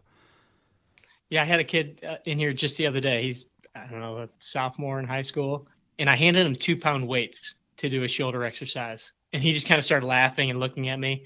And I'm like, he's like, for real? I'm like, yeah, you're just lucky we don't have the pink ones anymore. Like, we used to have pink 2-pounders, right? And I'm like, you have to realize that I can make any exercise hard with little or no weight. It's just what position we put you in and what the intention is of the exercise. So he did these 2 pound, it was like a lateral raise kind of on the bench. And it was really, really difficult for him, but he didn't realize that was even possible. These kids, they naturally think like, I'm going to go in, I want to lift as much weight as possible. It's like, no, we're putting you in some of these positions where you're at a mechanical disadvantage, and we're going to teach your body how to be strong there. I mean, what other sport has a crazier position than we get ourselves in than a golf swing? I mean, Oh, no we go kidding. through I mean, it's such a terrible move for our bodies, but we have to deal with it and figure out how can we make you stronger in all of these ranges, in all of these positions. How can you stabilize and generate force from the ground and let it go up through your body, out to the hands, out to the club? And we got to figure out how to do that. And we can do that with no weight. We can do that with a lot of weight. We can do that with rubber bands. We can do that with, all these different apparatuses. So and that's what I love is kind of the challenge of, especially when I get somebody in here and they look at me like that kid did, like, really? I mean, I'm stronger than this. And I'm like, just give me a couple Yeah, seconds. you're going to find out We'll you're find not. out. Well, We'll find out. I thought was crazy was when on one of your shows, I don't remember which one, where you had the one kid come in that had only played golf. He hadn't done anything else. And you asked him to skip, and he had no idea how to do it. Yeah. It's like, Yeah. really? That goes back to when you're talking about, the generalizing versus the specification, and kids just specializing in one sport or one activity. I mean, yeah, it's great for a short period of time. You could be the greatest junior player, but like if your body can't branch out to some of the other athletic movements and movement patterns and strength, and like I don't see somebody going very far without some of those other qualities, those athletic qualities. I think that's a misconception on Tiger too. I'm almost certain, I could be sticking my foot in my mouth, but I'm pretty sure that he ran track and he did another sport. Now he specialized late when he got later teen years, but I think when he was younger that golf was not his only. It was his focus sport, but it was not his only sport. If you find out what he did, I would love to hear that, because that's always the comeback on that, right? Well, look at Tiger. That's all Mm-hmm. he did when he grew up. But if that's not the case, I mean, obviously Tiger did a lot of other training type of stuff, some good, some bad. But if he ran track or something like that, I mean, think about the amount of power and force that you learn how to generate just by running track. Mm-hmm. It's with the modern swing, we'll call it, where people are swinging. Let's take the PGA Tour, and I think I heard recently one stat, and I could be wrong on this one because you get inundated with info in today's world. I think it was it's quickly becoming, if you're not swinging at 118, 120 miles an hour, you are slowly being pushed off the PGA Tour, or you're going to have a very difficult time competing. And last time I had Dan on the show, he said his concern for the future of the game was the body, as you just mentioned, is not built to move in the fashion that the golf swing demands. And now you start putting it through excessive speeds and torques and compressions, and you're doing it with a limited off season. It doesn't seem like it's very conducive to what golf has been known for, and that's a game that you can play for a lifetime. What's your thoughts on that? I think I would very much agree with Dan, and have actually talked with him about that too, in the fact that, you look at some of these guys and we're already seeing a lot more injuries now than we used to. You look Mm-hmm. at a guy like Jason Day, or, obviously Tiger Woods and some of these other guys. I mean, they're struggling with injuries, and, a lot of the media has at times kind of leaned on that being bad training techniques. It's like, no, man, these guys are playing almost an entire year around, and they're trying to swing as fast as they can every time they swing at a ball. I watched Justin Thomas, or no, a better example is I watched Joaquin Niemann, the way that he swings and the way that he torques his upper body. And I'm very curious to see what happens with him over the next 10, 20 years, if his body's able to handle that, because he is almost bent over and flexed to a 90-degree angle as he's striking a golf ball. And I just can't imagine that is doing good things on his spine and the rest of his body. And a guy like him, I this is completely anecdotal, but I think that the guys that have a little bit more meat on their bones Mm-hmm. tend to have a little more resiliency as far as their body being able to handle some of the stresses. And a guy like Joaquin, a guy like even a Justin Thomas, some of those guys that are, thinner, more wiry, and they have to swing so hard to generate power. I just think that it'll be interesting over the next several years to see if their bodies hold up, if they're able to combat that, or if that is going to be a problem like Dan suggests. I mean, you just look at the human body in general, and it's like, and then you couple that with the excessive amount of practice that they're doing. It's not just the Right. speed that they're swinging, but it's the repetitive motion over and over. I was telling a buddy this morning because I had how I got introduced to Dan was I had some back issues, and I mean Dan took me off playing for about at least a year and a half before he let me swing a club again. And I know I'll never hit 500 balls a day, but I mean I look back, I'm like, yeah, that was pretty. I mean, that was the thing to do then. But it's like, God, if I could change it, it would be not to hit that many balls. You sit out there Well, in the range all day. that's where I think it might be interesting. And I know he's had a couple injuries as of recently, but like Kepka doesn't seem like he does that, and he's got a build where he's a little bit of a thicker guy, bigger, thicker frame. I think that he could end up being a guy that, well, if he wants to, he doesn't seem like he really loves the game all that much sometimes, but he could be a guy that could stick around for a long, long time and play, into his 40s, because he's not out there banging balls every day like some of these guys. He's not out there trying to break his body down, and he's just kind of got that athletic build. So I think that he's probably set up pretty well. And I would think maybe DJ's kind of like that too. I don't think he goes out and wails on the golf ball every day, week in and week out. So those guys are kind of a little easier on their body as far as that repetitive rotation is concerned. So again, it's something that'll play out in time and we'll kind of see, but that would be my thought process. Just from an outsider looking in, because I don't know, I had Bob Koepka on, Brooks's dad, and right. we didn't talk about. I mean, the focus wasn't on Brooks, but as an outsider, that might be a layer or two away from the person that these people were talking about. It's like, and this is not a knock by any means on like a Justin Thomas versus a Brooks or a DJ. It's like Brooks and DJ are like V8 to V10 engines, and Justin's like a supercharged V6. He can obviously it's a good analogy, right? Yeah. He can obviously keep up with them, but he's running at a higher RPM, and with today's ability with technology to measure just about anything you could think of, I'm sure somebody could sit there and say, well, he has this type 1A to 2 and 2A, B, and C, or whatever the numbers are. You know that better than I do. And he can do this for 40 years. But if he had a clone, you say, okay, he's got this type muscle structure. If he keeps going at these speeds, he's going to gas out in 15 years. He's not going to make it. But you take those other guys, and this might be kind of the wrong analogy because Brooks has shown some chinks in his armor as far as his body. To take a DJ, and if he's not swinging that hard or has to swing as much to get that speed and that distance, apples to apples, which one would you take in a bet to last longer at that level?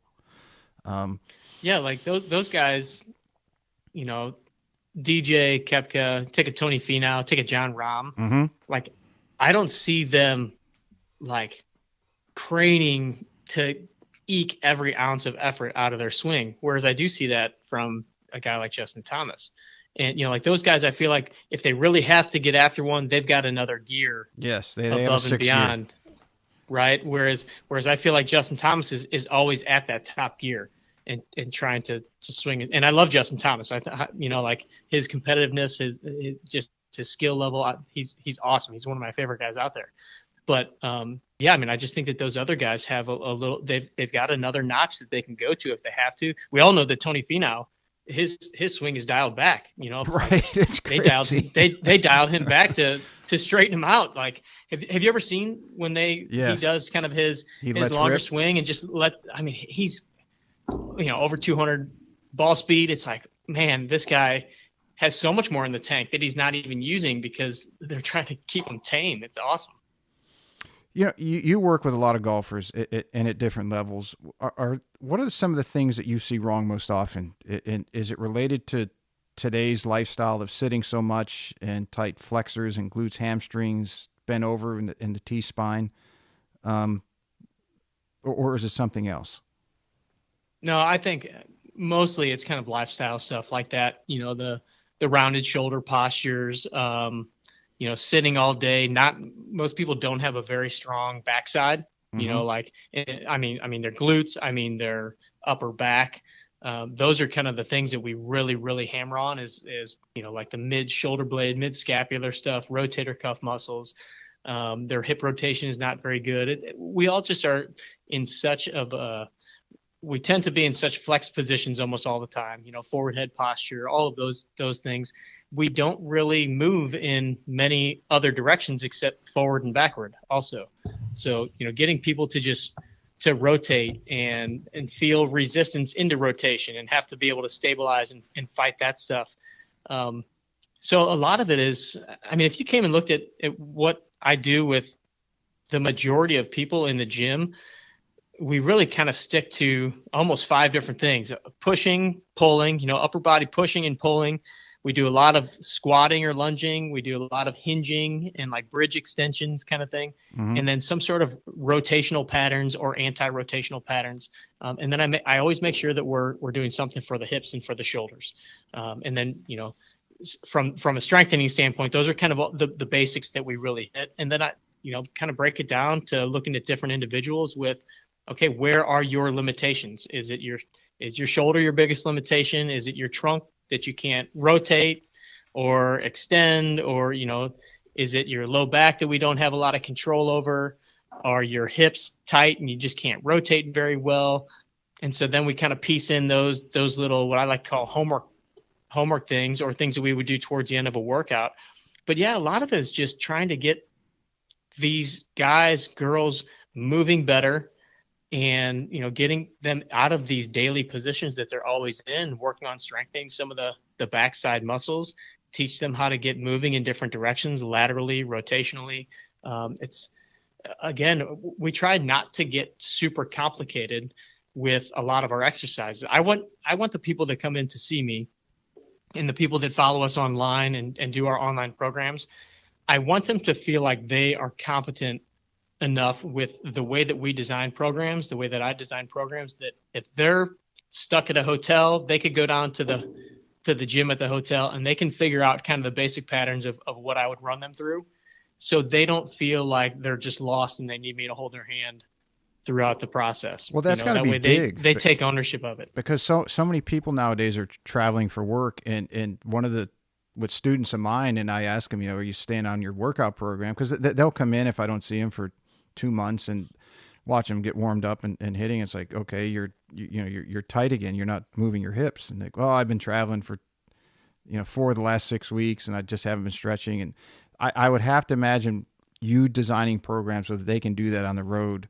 So long as they do it, has got to be a life changer for them, because so many people come in and say, no, I've been on the road and I just haven't done my program.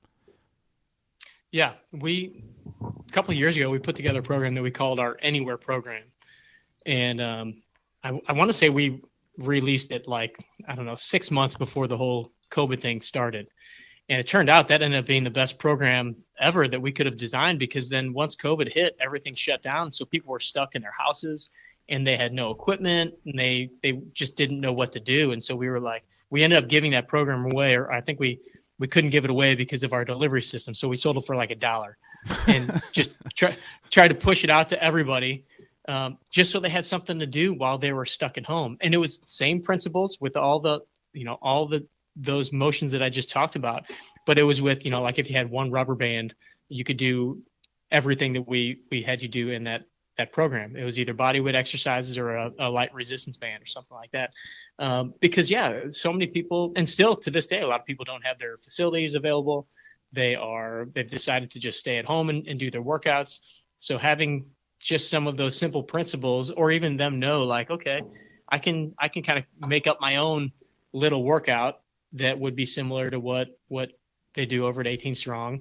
I mean, obviously there's thousands and thousands of exercises, so it's easy to complicate things again. But if you know, push, pull, hinge, squat, and rotate, use those 5 things in some way, shape, or form, you're pretty good. You're going to be covered for the most part. Well, talk about, because one thing you said in there that you do not hear very often, and I've heard you talk about it on different podcasts and places I've heard you speak, is the anti-rotation. So for some of the golfers out there who are listening, explain to them what anti-rotation is and how you help somebody get stronger in that and the benefit. Sure. So if you think about it, as golfers, we rotate constantly. I mean, that's all we're doing is rotating, and typically primarily in one direction. Not many golfers are doing opposite hand and swings, which I also am a big fan of. But if all we're doing is rotating, then we're just constantly creating that motion. We're constantly working those same muscles, that same movement pattern. What anti-rotation exercise is, so like an example of one would be if I'm standing next to a cable machine. We've all seen people do like cable rotations, where it almost looks like a golf swing, where you're rotating back and forth. One of my favorite exercises is something we call a Pallof Press, or an isometric version of that, where you grab that handle, you step away from the machine a little bit, have the handle stuck like right in front of your stomach. You've got both hands on that handle, and then as you press the handle away from you, and you got that cable attached to the machine with a little bit of resistance, as you press the cable or the handle away, the resistance it's going to feel harder, because now that weight is wanting to pull you back towards the machine. And if you just hold it and press that weight straight out in front of you and create kind of a triangle of your arms, and now your arms are fully extended straight out in front of your chest, that resistance becomes very difficult, and you feel it completely in your core. Hopefully people can kind of picture this. So if you can do it either standing, because I did that a number of years ago. You're standing or kneeling, and you're, let's say, 3 feet away from the cable rack where the weights are, and you're perpendicular to that stack of weight, and then you're going to, yes, with basically 2 hands, you're going to pull the handle out to your chest. You're going to hold it right up against your chest, and then you're going to press your arms away from your body, and that's the triangle you're referring to. Exactly. Right. Okay. And so that cable is wanting to pull you back towards the machine, but if you resist it, you're creating a ton of tension in your stomach. So you're fighting the resistance. So you're fighting the rotation. So it's an anti-rotation exercise. So this is basically, it's almost like standing up and doing kind of like a plank. You have to tighten up your core so much that you're creating that tension in your body. You could do this sitting, you could do this standing, you could do this kneeling, you can do this in a half kneel position. You can mix it up. And then what we will also do is then you can kind of bring it back towards your body and then press it away again. So you can do it repetitively like that. Or many times I'll just have somebody fully extend their arms and hold it for 20 seconds or 30 seconds. And so you're building up. Yeah. Yeah. And you can start with 5 pounds of resistance. You can go up to where it's pretty heavy. But that way you're teaching your body how to stabilize against rotation. If we're constantly rotating, there's some part of our body that has to stabilize during that rotation. And so we're always fighting that rotation versus anti-rotation. So this is one way, this is just one exercise that you can do that's going to be what we would call an anti-rotation exercise. Another one would just be grabbing that same cable, standing out in front of the cable machine and kind of punching, doing like a punch or a press with that cable, but not letting your trunk rotate. You can do it where you're rotating your trunk as like you would throw a punch, or you can just do it pressing, almost like you're laying on a bench, but you're standing there and you have to use your stomach muscles and your core to resist that rotation. So that would be an anti-rotation exercise too. Does that work in an eccentric pattern at that point? Yes. I mean, you're working. So the muscles themselves that you're working that's going to be more of an isometric, because they're not lengthening or shortening really. If you're keeping them stationary, they're not lengthening and shortening. Now, in that example of punching, I'm still I'll use that as a pressing exercise, but it's just we've changed it up a little bit so it's hitting the body a little differently. So I'm still getting the concentric and eccentric of the shoulder muscles, the chest, and everything. But as far as the trunk is concerned, it's more of an isometric stabilization exercise. I'll never forget because I was in so much agony. The first time I did all eccentric workout, and I think there was 5 exercises, and that was back the Arthur Jones, Ellington Darden era. You remember those guys? That Arthur Jones was big in the designing of the Nautilus machines. Yes, and he was very big on your training protocol went from the stronger you got, the longer time in between workouts you had. So you would start out like 3 times a week. As you got stronger, you would drop down to like 5 times in 2 weeks, 4 times in 2 weeks, and 3 times in 2 weeks. And his theory was you needed the time to recover. Well, I did one of his eccentrics. I think it was leg extension, leg press, where you did, up, the concentric with 2 legs and down with 1, pullovers, shoulder press, and I can't remember what the last one was. I felt like I had the flu almost for a week. I was that. I was gonna say you probably agony. You might have had what do they call that, rhabdomyolysis?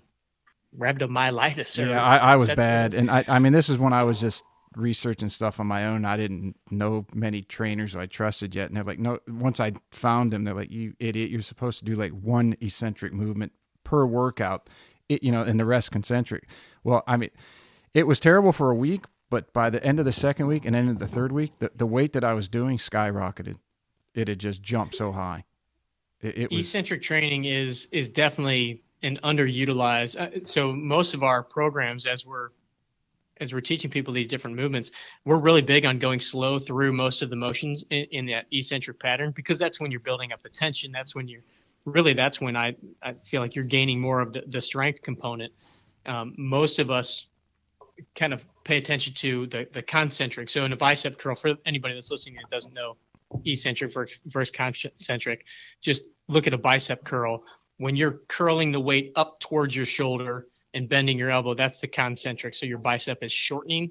And then as you lower the weight down, the bicep is lengthening. That's the eccentric portion. So in our programs, most of the time we'll do the concentric with like a 1 second motion, and then the eccentric will slow down to 2 or 3 seconds for the most part. And depending on the program, you can completely vary those.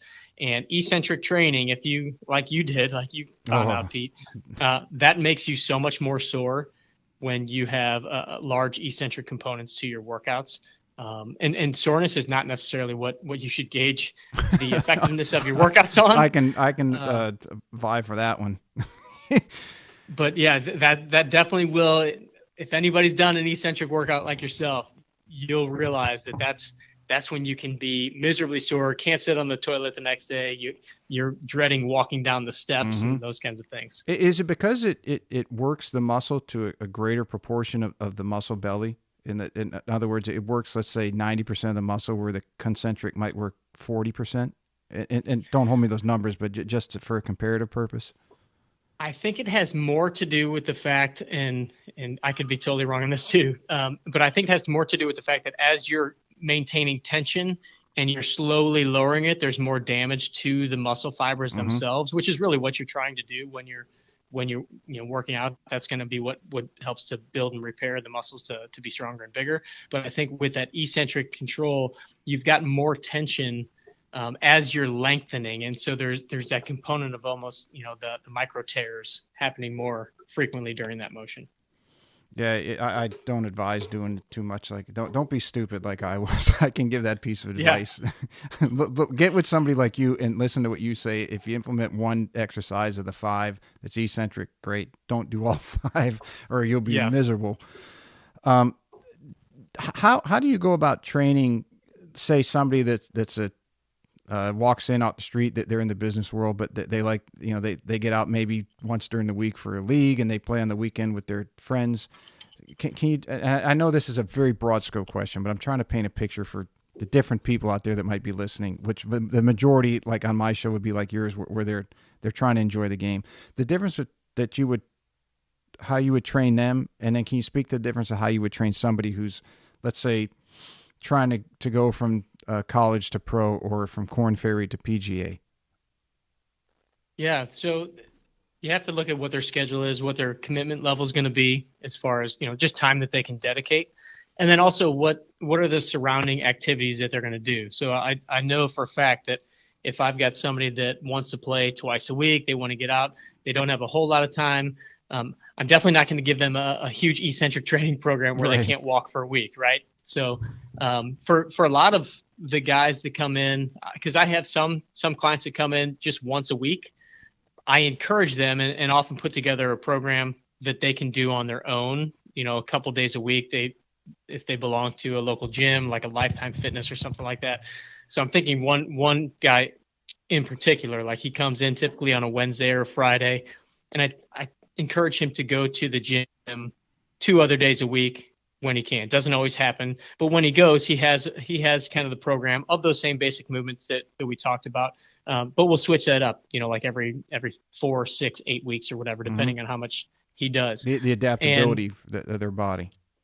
Yeah, you don't want to just give them a program and say, here, do this for the next 2 years. Your body gets used to those movements, which is funny because you see people that just kind of go back to the old program that they did in high school and they just keep doing it and don't really see much change. But if you give them something that challenges the body a little differently, different angles, different positions, that helps the body to adapt. And I think also helps with just that person's body awareness and being able to then that carries over into, trying to learn a new skill in their golf swing because they just have a little bit more awareness of how their body's moving, how it feels, how it moves in space, really. Mm-hmm.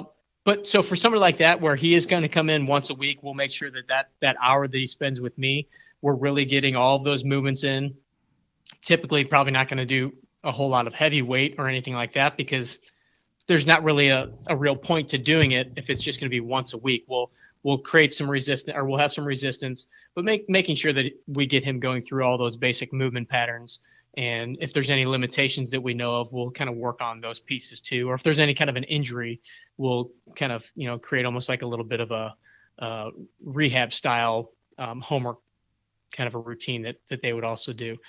As far as like our online stuff, this is something that we've been talking a lot about. When I say we, Ryan and I have really been trying to figure out, okay, how can we kind of shore up the gaps in what we're able to offer guys and girls that are kind of following our stuff? Because most of our programs are 4-week, 8-week programs, which really takes quite a bit of dedication. It takes quite a bit of commitment to actually say, okay, I'm going to jump into an 8-week program where it tells me what to do, every day for the next 8 weeks. And I remember my brother telling me he got, he's on our app and he was doing our daily motion routine and loved it. And then he's like, all right, cool, I'm going to start a program. And then he looked at this program. He's like, dude, 8 weeks. My brother's not a guy who typically goes to the gym. He's like, I'm not doing anything for 8 weeks like that. He's like, I'm out. I'll stick to the daily motion. So we're like, what can we do to shore up that gap? So in the near future, we're coming out with what we've been calling our micro workouts, which really is going to be more of a 10, 15, 20 minute, just a bunch of different workout programs that are 10, 15, 20 minutes where people don't feel so pressured to be perfect with the calendar. It's something they can do if they're running short on time or if they don't get their regular workout in, they can do this 15-minute routine that's going to get their body moving the way that we know a golfer needs to be able to move. It's going to have a little resistance, a little bit of, maybe light plyometric stuff in there. Mm-hmm. And that's, I think, going to be a program or a style that more people are going to lean towards because most people just don't have a ton of time in the day. They don't have, 4 extra hours a week to get to the gym or something like that. And they don't have the time to the recovery. They got busy lives, and anything that's going to make them super sore and slow them down or fatigue them is going to be, they're going to cut that out. I can't do this. Right. And that's kind of a shocker sometimes when somebody, and we know this, I mean, we all, most of us were athletes at some time. That whenever you start a new program or you get back into training, you're going to be sore that first go round. And then that slowly dissipates. But sometimes people are freaked out by that. And they're like, dude, I I just did my workout and I'm sore, and it's going to affect my golf game this weekend. And so we have to keep that in mind as well, even though that if you really are committed to that 8-week program, or really to making some big changes, sometimes you just got to deal with that soreness at first and realize that you're not playing in the Masters on Saturday, and a little soreness is, is maybe going to be okay. But then you asked about like the difference of what I would do with somebody, like on the Corn Ferry Tour, or going to the PGA Tour. So I am fortunate enough to work with Hayden Buckley, who is now on the PGA Tour, and have just been working remotely with him for the last couple of years. And his program it's more of a 4 days a week, and he's very good at dictating what feels right when he wants to do his workouts. He's very diligent about getting his workouts in. But when it's kind of a little bit more of an off-season area, which they don't really have much of, he likes to do a 4-day split, and we'll typically break it into upper body, lower body kind of movements, just because that's what he likes. He likes to have a little bit of that soreness when he doesn't have to play that weekend. But then when he is playing, he'll do some strength training stuff towards the beginning of the week, maybe a little bit more total body work, and then towards the end of the week it'll be more just kind of movement routine stuff, a little bit more like these micro workouts that we were talking about. Is it more of a where you would, let's say, if you're reducing the intensity, you could knock down you either reduce the intensity or you knock down the amount of sets that he does? Yeah, you knock down the volume of it. Yeah. When if it's basically in the off season is when we're really looking to build some strength, right? So that's when I feel like we can push it a little bit more with some weight. We can do a little bit of heavier lifting. We can do even a little bit more volume. But when it comes to playing season, yeah, we're going to lower we'll probably typically back down a little bit of both. We'll lower the volume a little bit. It all depends on kind of what phase and what our goal is. If we're really working on building strength, we're going to be doing lower repetitions with maybe some more sets built in.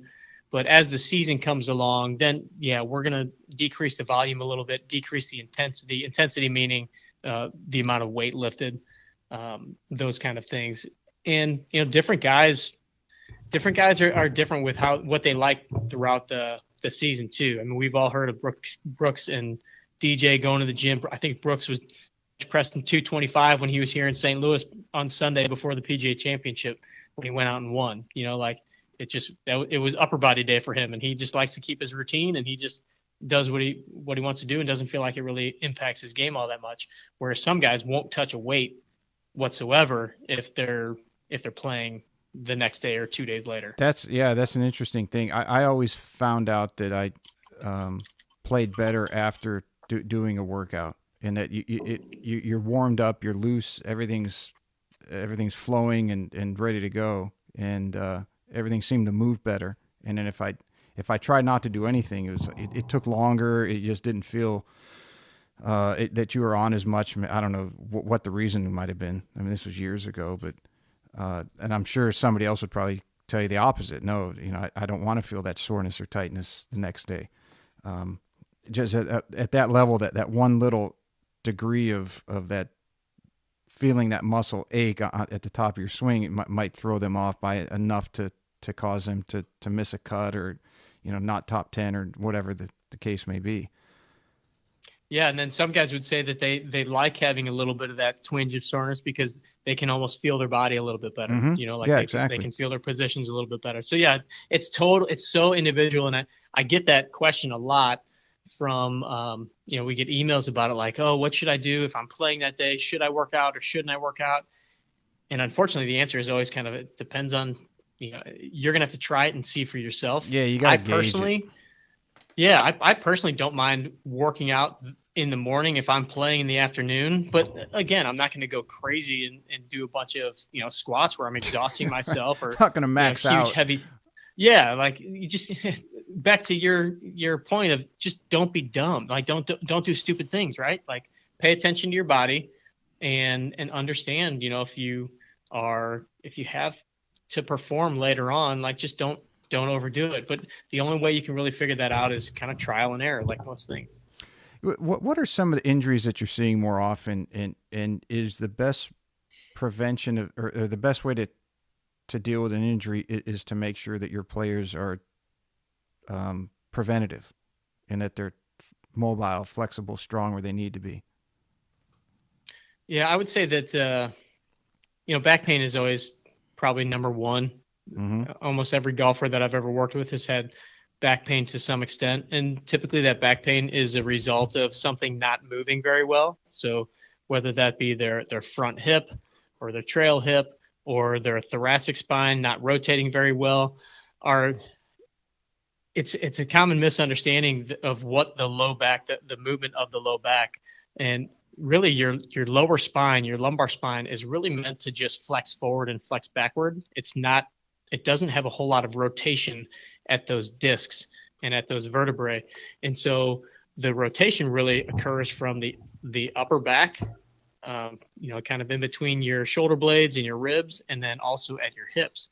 And so if those aren't moving very well, then your body tries to find that motion from other places. And oftentimes that is your lower back. So the first remedy is to just start getting some of those other pieces moving well if they're not already. So if we do some tests and look at their rotation in those different spots, typically we'll find something that has an impact.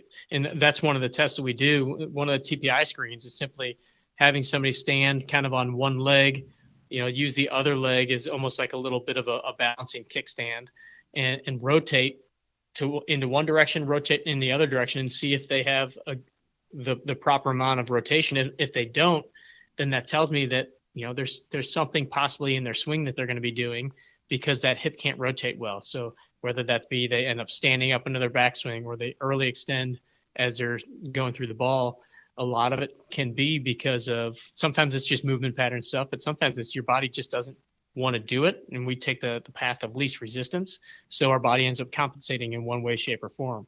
So then we got to work on improving that limitation or reducing that limitation, and then working on that movement pattern with kind of that new motion and create some strength in that new motion. But to be honest, I think most golf injuries are because of that, something not moving well and another part of the body ending up compensating for that. And the more we can reduce that, that Dr. Andrea Ospina that I was mentioning before from functional anatomy seminars and FRC, he said, look, the goal when working with an athlete or when working with a human being is just to make shit move nice. All your joints.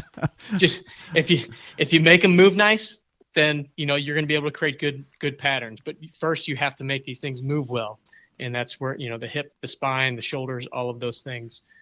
If you make them move well, then you're going to have a better likelihood of being able to create better patterns. That's interesting that you say that. I had Dr. Craig Boatwright. He's a local back orthopedic. He and his partner Jeff Rubin, they're both do backs. And Craig was a Rhodes Scholar, went to Harvard Medical, and I was most of the demographic here is the age is a little bit higher, but he deals with a lot of them, and he said that a lot of back trouble that he sees coming in, and of course they come in and say, Doc, I got to have surgery next week. I'm in so much pain.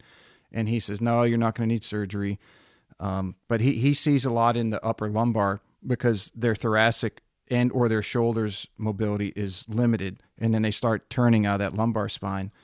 And if the upper lumbar does have some movement in it, then definitely the lower lumbar is going to take the brunt of that force, and it's going to cause problems. But once they get that inflammation eased down, and then they get them into some rehab, and they get those weak areas opened up or immobile areas opened up, and they have some flexibility and they can start moving correctly, just to your point, then they can't believe it that in 6 weeks they're back out on the golf course and feel twice as good.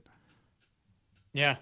Yeah, we think that the area that has pain is the trouble spot, when typically the area that has pain is the one that's kind of taking up the stress, but not necessarily the root of the problem. So that's where, as a clinician, you always kind of look above and below. You look at the joints above and below and say, okay, if this is hurting, and this goes the same for if it's a knee, if it's a hip, if I'm looking at the hip pain, okay, well, is the knee and ankle, is there an issue there that's causing something weird to happen at the hip, or is there something above, at the lumbar spine or the thoracic spine that's forcing you to move weird, that's impacting your hip?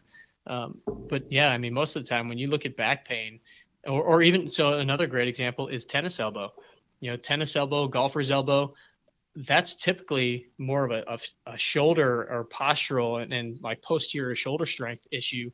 But your elbow is what's taking up a ton of that stress, just like a pitcher that tears that ligament at the inside of the elbow. Mm-hmm. It's because that ligament is taking up so much of that stress because other pieces aren't doing their job. And so now that's kind of the area that is kind of taking up the brunt of it. And then finally, straw that broke the camel's back, and all of a sudden that's what hurts or pops, or that's where you get the inflammation and irritation. I've got to ask you, we're kind of winding down towards the end, about distance, and because Bryson has gotten to kind of revolutionize things, at least at the professional level, and the different types of training, as far as strength training. And I'd love to get your opinion, because I had gone through that this is 15 years ago. I was still playing it, and I had gone into the heavyweight training, as I told, I did that eccentric program, and my distances skyrocketed. And back then the consensus was, at least through the people that I was working with, was that, it was you were increasing your neural drive when you're trying to move a weight. For a drastic example, if you're trying to bench press, say 400 pounds, and you're barely moving it, but your neurons are firing to your muscles as fast as they can possibly go. And then now it seems like that might still hold some validity, but it seems like the idea of getting stronger is that your subconscious will allow your body to move faster because it feels like you have the strength, that you're not going to hurt yourself, and you can hold positions better. Is that along the right lines, or am I missing something in there?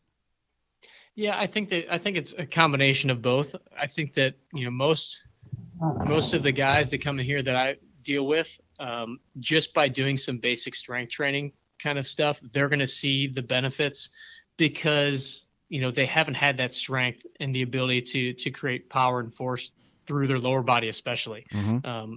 Most golfers, most people in general, guys specifically, tend to neglect the training of their lower body. It's rare that I get guys in here that have done like split squats before, or really do like squats, even dumbbells or goblet squats, those kind of things.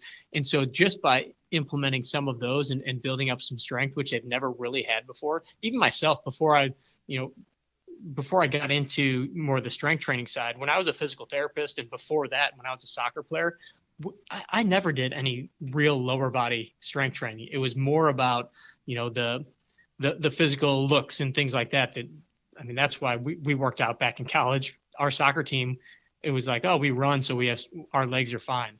But now looking back, I was like, man, if I would have implemented some of this strength training stuff back in the day and would have been able to create more force and power through every step and every stride, I would have been so much faster and stronger and harder to beat off the ball, that kind of thing. So I think a lot of guys haven't had that strength training, and the guys that are in their 40s, 50s, 60s that I have in here, we just start implementing some of that stuff, and they start to feel the strength in their legs. As far as the neural connection, this is why I'm so big on doing some of the speed trainers, like the super speed clubs, mm-hmm. and things like that, because there is that neural connection. And obviously we know that speed isn't just driven by pure strength and size, right? Because again, we talk about Justin Thomas and somebody like that being able to create so much speed, that there's a neural component too. It's the ability of your muscles to contract super fast and the signals to be sent through your body super fast.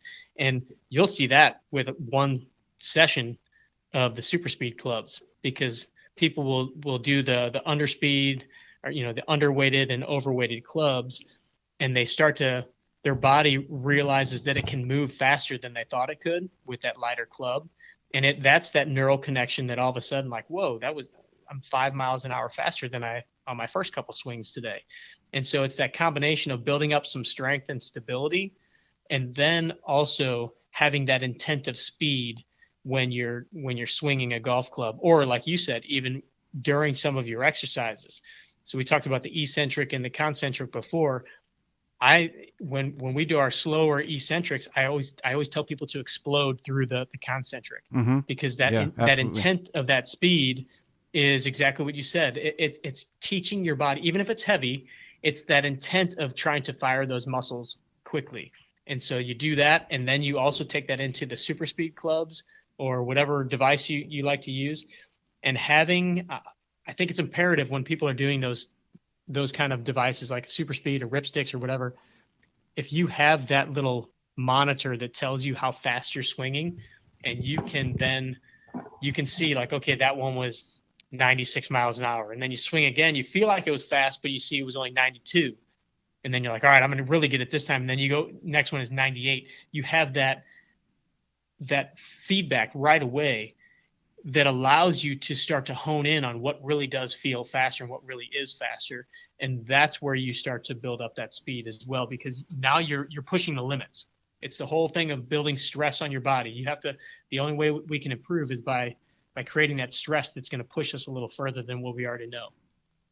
Yeah, if I look at it from a weight training perspective, I and going back to the Poliquin stuff, and I think it was his Bulgarian wave loading program, and for anyone out there that knows it really well, again, I could be wrong. I'm trying to remember stuff from 15 years ago, but it was part of that program was if you're reaching plateaus, you'd start out at like 90% of your 1 rep max, then your next set would be 95, then you go 100, and then you go 105, right? And because you've built up, you've basically warmed up your muscles and your neural drive, and then trying to push that 105, you're blowing it out of the water compared to what you're used to. And then when you go back to and then you drop back down and go back to 90, but then when you get back to 100, you can do more than you did before, because everything has been firing so much. At least that was the goal to get to. And when because I had Michael Napoleon on, I think it was last year, and when he was describing that was exactly what's going through my head. It's like, yeah, you're resetting the bar, right? You're resetting your baseline, because you're going beyond what you think you can do. Yeah, you're raising your threshold, right? So, because when I'm working with somebody, they're like, well, I'm never going to swing like this when I'm out on the golf course. And I typically would say, well, yeah, that's not my intent. Now, when I talk to him, he's like, no, I do want them swinging like that. I do want them swinging out of their shoes on the course. But when I bring somebody in, it's let's say that somebody's swinging at 100, when they go max effort, they swing at 100 miles an hour, and that's where they start, right? So we do these super speed swings, and we get them swinging as fast as they can. They're like, I'm never gonna swing like this. I'm like, I know, but we're just trying to raise that top bar to, let's say, 110.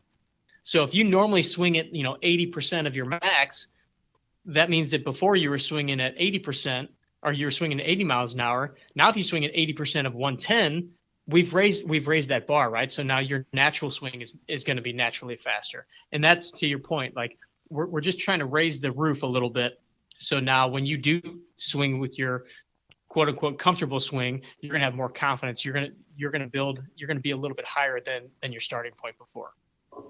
When they're lifting the weights, is it that they can go higher in weight, lifting more, that is, so long as they don't lose the speed at which they're moving. So, for example, and I'll just use generic speeds of the lift as generalities for understanding purposes. So, if they're doing a deadlift or a squat, pick one of the two, and let's say that they can do 200 pounds, and it takes them a second, their explosiveness from start to full concentric contraction. They can bump it up to 240 so long as it's not taking them, let's say, 1.25 seconds. If they can keep it within that 1 second range or shorter, then they can increase the weight. Is that cause some of the guys I knew who were into that stuff were telling me that a number of years ago, and I don't know if that held true to this day or not with all the advancements and everything. I guess that's my question to you. Is that a way to train that you can increase the weight so long as you're not bogging yourself down to where you're actually slowing yourself down, even though you're getting a lot of firing in the muscle and recruitment? Yeah, I mean that's getting pretty specific on some of these things. So I would say that for the majority of the people that are listening or that are in that kind of general population, Mm-hmm. that's more detailed than I would even be going with a lot of the guys that I work with, just because that's so specified. But and this isn't necessarily my expertise as far as getting that detailed. Like this is something that if you're talking to a football coach or a strength trainer for the football team, or a lot of the guys that I worked with that I mentioned before that were all the Poliquin guys, they worked with a lot of different athletes: football, baseball, hockey. Mm-hmm. And where it's that explosiveness, and they're working with the best of the best professional athletes. Yeah, you're They getting are a focused on 0.25% of athletes that you're working with, that type of. exactly, Okay. and they are focused on that stuff. My buddy Tony Soib, who's probably the guy that I've learned the most from, he's like an encyclopedia of this kind of stuff. He'd be geeking out on this conversation. But yeah, it would be like, he's the kind of guy where he would love to have the tracker on the bar that measures, what was the eccentric speed, what was the concentric speed, and yeah, if it goes longer than this amount of time, we're shutting it down. That's too much weight, or we need more rest, or and breaking all that down. I would say that for the majority of the people that we're talking to on our show, Mm-hmm. that's above their heads. That's above what they even need to really pay attention to, because again, they're not trying to be Dustin Johnson. They're not trying to be an NFL running back. They're not trying to be all of those things. But yes, the intent is, move it as fast as possible. And if it takes you too long, then yeah, you're probably too heavy. Right. Now, let me ask you this, and this might be a loaded question, but given some of the mental people you've had on your show, and you've had a number of exceptional ones, and given your background, what do you think is, and this it might not even have an answer for this. What would you say is more important to improvement? Is it the body or the brain? The brain, I would say, for golf specifically. Mm-hmm. Yeah, I would say that. You're right. That is a loaded question, because I could teeter back and forth, but I think that most things boil down to your mental ability to handle the situation, and oftentimes to rebound from that situation. Any one of us could go out without doing a single exercise and lower our handicap, I think, with simply by improving mental tactics, your ability to visualize, your ability to focus, your ability to play with your own game as is, and just make better decisions and better choices out there, and better attitudes in many situations. So I think that ultimately, we all know plenty of guys that don't do a lick of effort in the gym that have improved their game or have the ability to play really, really well. I do think that improving your fitness, improving your body's ability to move, is definitely a way to improve. But I think if I had to pick one, I'd say that overall, the mental side of almost any endeavor is probably the most important. Yeah, and it's probably one that's neglected the most often. Because Yeah. as I tell all my psychologist friends or psychiatry friends that deal with sports, I say, it's for me, it's relatively easy because I can see the result based in the ball flight, what we're working on, or the body's movement. I say, you only see the reaction. You don't know what's going through the mind. Yeah. And you've got to dig a lot deeper or harder to find out what the root cause of that problem is, where I get to see it. You're dealing in the dark. So I don't envy that profession at all. Yeah, there's so many different thoughts that we can all have. There's so many different directions we can all have. There's so many different rabbit holes we can go down, positive or negative. Mm-hmm. And you're right. You can't lay that out on paper. You can't test that in the gym, strength wise, range of motion wise. I mean, that's all you have to wait until the results come and then kind of talk it through and figure out what was going on at the moment, which I think is so fascinating. I think that's why I gravitate towards having so many of those experts on our show, because I'm personally fascinated with just the mental side of things, personal development, professional development, just thought processes, learning how to think, learning how to not think in many situations. It's such a cool topic, but you're right, it's so ambiguous as well. Well, that when I had Drew Smith on, the Colonel, retired Colonel, and he didn't at first, he balked at coming on, and so I asked him to lunch one day, and he said, "Look, I don't think I can provide a lot of value to a golf podcast," and he's a very avid golfer, and I said, "Okay, let me ask you this question." I said, do you have a pre-shot routine? He said, "Yes, of course." I said, "Well, do you stick to it?" And he said, "Not as much as I should." I said, "Okay, what organization around the world is known for their ability to stick to routines and have discipline?" And he got this big smile across his face, and he goes, "Okay, you got me. I'm in." So That's yeah, awesome. I have not dove enough into that. I might look at your site and see you've had on, and kind of pick off a coattail off of you to see who to talk to in that side of the industry. But I need to get some more people like that on, just to hear what they have to say. Yeah, two guys that I love. I just had them on the show again because they just came out with their newest book, is Gary Nickel and Carl Morris, and they wrote the Lost Art series. So the Lost Art of Putting, the Lost Art of Playing Golf, and their most recent is the Lost Art of the Short Game. Hmm. And they are Gary is over in Scotland. I can't remember, Archerfield, I think, is the name of the course that he is at, where he's got his facility. And then Carl is in the UK, and he's more of the mental and performance coach. They've both worked with a bunch of Ryder Cuppers, European Ryder Cuppers, Ryder Cup captains. And Oh, hey, I need to steal some of their secrets for our guys. yeah, exactly. Exactly. But what I love about their stuff is they've written 3 instructional books, and they have no instruction in them as far as like technique. It's like, Mm-hmm. it's all about just the way you approach the game, your attitude, your gratitude, and just kind of the mental side of how you really approach it as a golfer, as an artist. And there's so much to it that is not the traditional, this is the technique that you need to work on, or this is the grip, or this is the position. It's the opposite of that, and I love that about them. What is your position on the distance debate? Do you think that the tour and the golfing world should rein it in, or do you have the theory to just let them rip it and see what happens? I kind of go back and forth. I mean, I don't find it all that exciting to just see guys ripping it as far as they can. Mm-hmm. Taking But the at the same strategy, time, some of the strategy out, I think.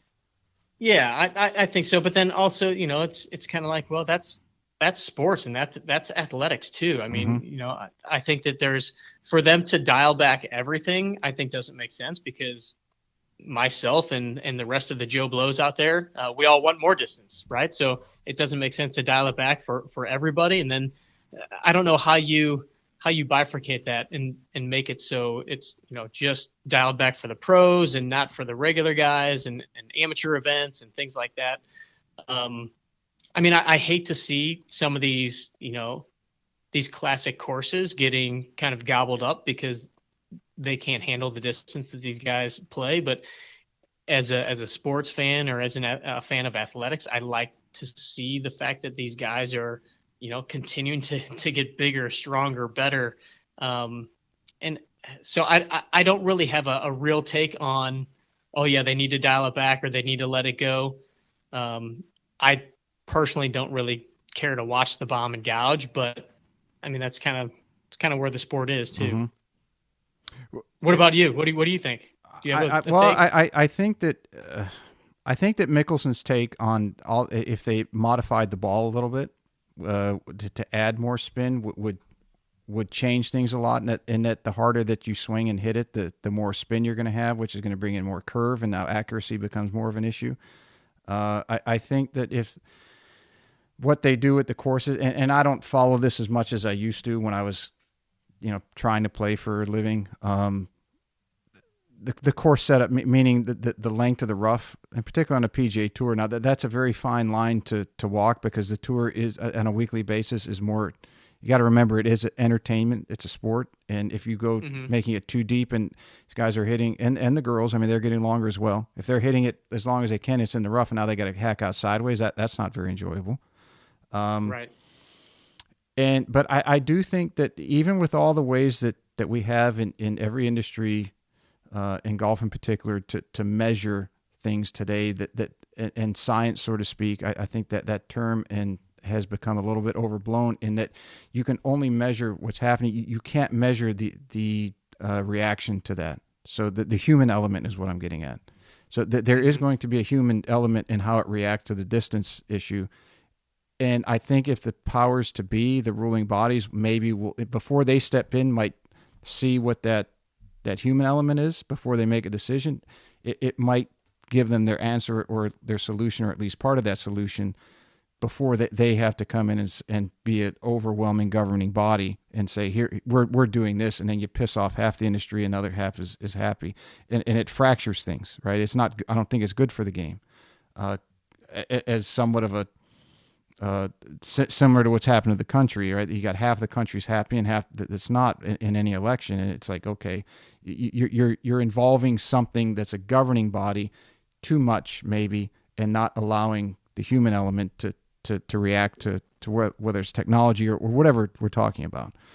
So that's probably a longer answer you might have wanted to hear, or whoever's listening wanted to hear, but I think that something is going to counterbalance the distance thing. Now, again, if part of the reaction is, let's just grow the rough up a little thicker, but grow it up thicker evenly, so we're not biased towards just the people who want to go at it as hard as they can. Okay, then you make the rough a little longer in those areas or in the miss areas. You know, Hmm. and people are very quick to point to Winged Foot and what Bryson did at the U.S. Open, where he was just hacking it out. It's like, okay, talking to some of the people I know, the rough was not as thick as it looked on TV. That they had a challenging spring. Now, I could be wrong on that. I wasn't there, so it looked thick on TV, but it was not as thick as it was made out to be. So that played a role, and then obviously the strength that he has. If it's a little sparse, he's going to be able to get through that anyway. So I think there's a lot of different variables in play, and it's not an easy decision, which is why I think they have to spend more time than just saying, we're doing a study, and here's what we found, so this is what we're going to do. It's like, okay, you're affecting the entire game on the planet. I think you need to do a little more digging and come up with a little more empirical data than just measuring who hits it where and say, oh, we have to gear this back. Yeah, one of the things that I have heard, which you alluded to, is the fact that, like some of these guys out there don't necessarily, if the ball was spinnier, or if the equipment didn't allow it to just let them hit it so far and so straight, that some of these guys don't have necessarily the skill or artistry that they used to back in the day. And so, do you think that we could ever see a situation where maybe they just have certain specifications for the tour ball? I mean, all the different manufacturers could make their own version of it, but it has to meet the certain manufactured settings or whatever. And so, the pros play that. The rest of us average golfers could play whatever ball we want. But when they're playing these events, they have to use like I don't want to call it a limited flight ball, but something that, A tour dials it ball. back a bit. You're right. Yeah. And I think if anyone would have the power to do that, it would be Augusta, and it's been circulated that they have juggled that idea. I think that's a viable option. If you talk to someone like Scott Fawcett, he says no, it's not, because and the baseball is the big analogy on that, right? Because you go from metal in college to wood only in the majors, and he has his argument against that, because guys coming out of college, like, okay, at what point do you make that crossover, because the money is so big, and you got the adaptation and all these other things. It's like, okay, but at some point, there's going to have to be some give if that's going to be the solution. It's like you can't Right. satisfy everybody in a decision that affects so many. Right. So Right. And yeah, like you said, the baseball analogy, obviously they've been using that for how many years now, and so it is it is a viable option, viable Yeah, and possibility. it comes down to I think in that situation, and I've reached out to Scott to come on, and we've getting back to the scheduling challenge. He at one time was just he was podcasted out, and then he had his new material and he's been presenting. He's been very busy. But I'd love to have him on, and not to debate him, just to we have a little bit different views on things. But I have not dug into more of his explanations because I think he's a very smart guy.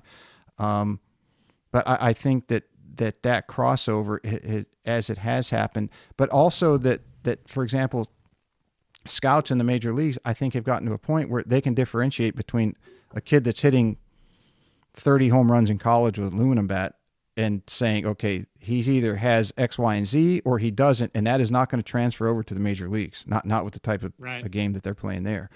But then someone can bring out the basketball arguments, like, okay, they use the same size rim, the court's the same size, and the argument back is like, okay, the 3-point line in college forever was X distance, and then you went to the NBA and it was Y distance. So it's a constant evolution of sport, as you said. And how do you make adaptations for that and satisfy, number one, what the sport represents, which I think is probably as important a factor as anything. Like a company knows what they stand for. A sport knows what it is.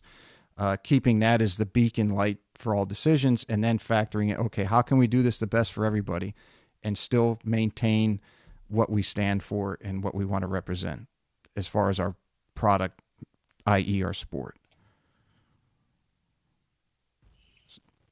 So there you have it. There's my deep thoughts on the matters that people probably don't give two shits about. Just a couple more questions. I know you probably got more important things to do, and you tell me when you got to cut it short. When you look back on your career, was there anything you were certain about when you were younger that you look back on now and you're like, Jesus, what the hell was I thinking back then? Well, I thought I was going to be on the sidelines of some sort of a sports team, working as a therapist or trainer or something like that. And if you would have told me 13 years ago that I was going to end up, or 15 years ago, that I was going to end up owning a golf and fitness company, I would have told you you're crazy. As far as like just kind of philosophies that have changed over time, I think is kind of the question that you're asking there. Is I think that I've become a lot more aware of the importance of kind of what we talked about before, just kind of like mental attitude and the awareness that you can bring to a situation, and that you can create so much simply by the energy that you bring, the mental awareness, the thought processes, as opposed to just kind of accepting whatever situation you're in, and that you can kind of change. There's always that opportunity for change. Every moment that we have, you can move in a new direction, and we have that opportunity. I think that, a while back, I just kind of assumed that, you kind of pick your path and you're kind of on that path, and then you kind of let life happen and you move along in that direction. But, I've seen that over the past 10, 15 years, you can pivot, you can change directions for the good or for the bad. But ultimately, it all really boils down to, the decisions that we make in our own head as far as what direction we want to take. Yeah, I think you need to pivot. I think most highly successful people pivot, if I'm not mistaken, 7 times on average in their career, whether it's a job change or as you said, you thought you were going to be on a sideline and you ended up in golf. Right. And it might be that the Midwest values that probably you and I, because I grew up in Michigan, that you think that it's just in that area of the country, it's like, you go to work for the same company for 40 years or whatever you pick, you're going to do that for your lifetime. And you get in the world, and especially today's world, it's like, that's not how it works. You have to be malleable or adaptable. Yeah. I kind of, as a kid, you think you got these 1 or 2 things that you want to do as a profession. For me, it was sports related or whatever. But then, when we're kids, we're told that we can do anything that we want, right? And Mm-hmm. and there's many I think in except for kind of like, the obvious examples of, like me going and playing in the NBA, I really do think I was sitting there having a conversation with my 8-year-old yesterday, and he is like off the charts into like space and, like planets and learning about all of this stuff, like to the point where we were watching this video that he got. It's a NASA DVD, and he like they would show something on the screen, and he's like, "Oh, that's the Andromeda galaxy," and I'm like, "What?" He's 8 years old. And I'm like, "He's 8 years old," and I looked at him and I was like, Grant, I want you to know this, that like you have the possibility to be, like you have the world in front of you, and every scientist, every astronaut, that is considered the smartest in the world at some point was a little boy just like you, and if you continue with this passion of yours or whatever you want to do, like the sky really is the limit. And if you start to implant that into all of our psyches, that, like the more we dig into things, the more possibilities that there are. And I think for a period of time, I didn't really necessarily believe that. Obviously, again, I'm not going to go be a running back in the NFL, but as a kid, like in those respects, like if it has to do with something you love, something you're passionate about, it's like why can you not be the next, Neil Armstrong or the next, whatever? Because the possibilities are there, and it all has to do with just the attitude that you take, the direction you take, and hopefully you're driving and going with that passion of yours. And I think that it took me a long time to figure out that having something passionate about to work on every single day, which is what I do now, being able to meet people like you and all these different people in the world of golf and love that piece of it. Like there's so many opportunities that you can foster that, at one point I didn't really necessarily believe that was all possible. Yeah, it's crazy how the world's changed. That is now you can do anything you want to. It more so probably at any other point in history. Yeah, you have access to so much information, so many opportunities. I mean, look at what we're doing now, just with these phone calls, these Zoom calls that we're all doing. Like there's just so much at our fingertips. It's crazy. So what do you have coming up? So do you have online certifications or courses people can take? You got a book coming out or speaking somewhere people can go, sign on, watch, read, all that good stuff? Well, no certifications or anything like that. So we're more geared towards helping the golfer themselves just improve their fitness, their mindset. Obviously, primarily our products are geared towards their fitness level. First and foremost, we have that daily motion program I was telling you about, the one we call the EFD, the every freaking day. We decided that's one of the things that's been a staple in all of our programs for the last however many years. But we realized like our mission is really to get out and help as many golfers as possible and get them moving on a regular basis and just kind of get them started. So no matter what level you are, where you are, we want you to start working on just getting stronger every day in some aspect. And so we decided what better way than to just give that away. So if anybody wants that, want to go check out the videos of those, it's 18strong.com/EFD. So every freaking day, EFD. Just put your email in and you'll get the videos, you'll get the cheat sheet and all that stuff. And literally it's a 5 to 7 minute routine that you can just start doing. My dad does it. My mom does, you don't have to be a golfer to do it. It's just something to get all of your joints moving. And honestly, again, I challenge you, in 7 days, you're going to feel better just by doing that. And again, the confidence level of doing it 7 days straight is a big deal too. So that's something we just started doing is giving that away. Our mission is we've had, I think, maybe 3,000 people go through that now. My goal would be to get 100,000 golfers to go through that program. Whew. Just to try to get as many people doing this on a regular basis, just to see how great it feels to do that. Movement improves your mental capacity. It improves your mood. It does so many great things outside of just making you better at golf. And I'll put that link as everything down in the summary. But I'm sorry, I didn't mean to interrupt. Go ahead. No, that's all right. And then we are working on getting those. I was talking about the micro workouts. We're kind of in the process of getting getting that done. And then something that I'm really excited about is in January, and this is all just kind of still coming together.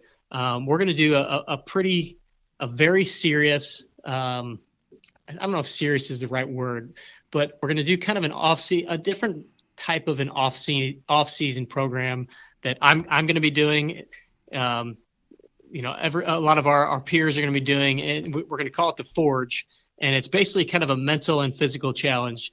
After the holidays and everything, everybody's ready to kind of get back into it, and typically they just go to the gym and start a new training program. But this is going to be a little different. It's going to be both a physical challenge, mental challenge, self-confidence challenge. I'm not giving away too many pieces of it yet as we construct it together, but it's something that I kind of did last year with a group of friends and had to do with, eliminating alcohol and some nutrition stuff and daily exercises and all these different things. And it was kind of amazing just to see first the bond amongst the guys that did it. The mental clarity that kind of came through that. I think we did it for 50 days. And so we're going to be releasing that and kind of building up a waiting list of people that want to do something different, want to dig in, kind of challenge themselves both physically and mentally. So that's going to be coming out sometime in January. We'll have more information on that as the weeks get closer. Yeah, keep me posted on that. I'm happy to share anything when you launch something up. But I don't have the following you do, but I get a little bit that I can get out there, and because I read enough of heard enough of your stuff. You guys are very good at what you do, and I've got no problem sending it to my list of people and whoever are following, listening, and all that good stuff. Social media, you're on all of them, that. Right? Facebook, Instagram, yeah, Twitter. We're on Facebook, Instagram, Twitter. I don't really do much. We don't really do a whole lot on Twitter. We sometimes just push stuff over from the other platforms. Twitter is just kind of a negative place from what my experience on it, so I don't spend too much time over there. Instagram is probably the one that we put some stuff out on most. And again, that's one of those things that we keep telling ourselves that we want to do more over there, but other priorities and projects have taken more of the driver's seat there. But you can find everything over at 18strong.com. You can find our podcast on pretty much anything. Just search for the 18 Strong podcast. And that's about it. Cool. And everybody, all those links, when you go to the website page and Jeff's page, it'll all be on there. One click of a button, you can check it all out. You want to wrap up with some rapid fire, the emergency 9? Yeah, bring it on. All right. The first one, and this has become the favorite first one. And Dan said, make sure, because I asked him, I said, you need to tell me some funny stories about Jeff. What do I need to ask him? He said, ask him the one that you always ask. I said, okay.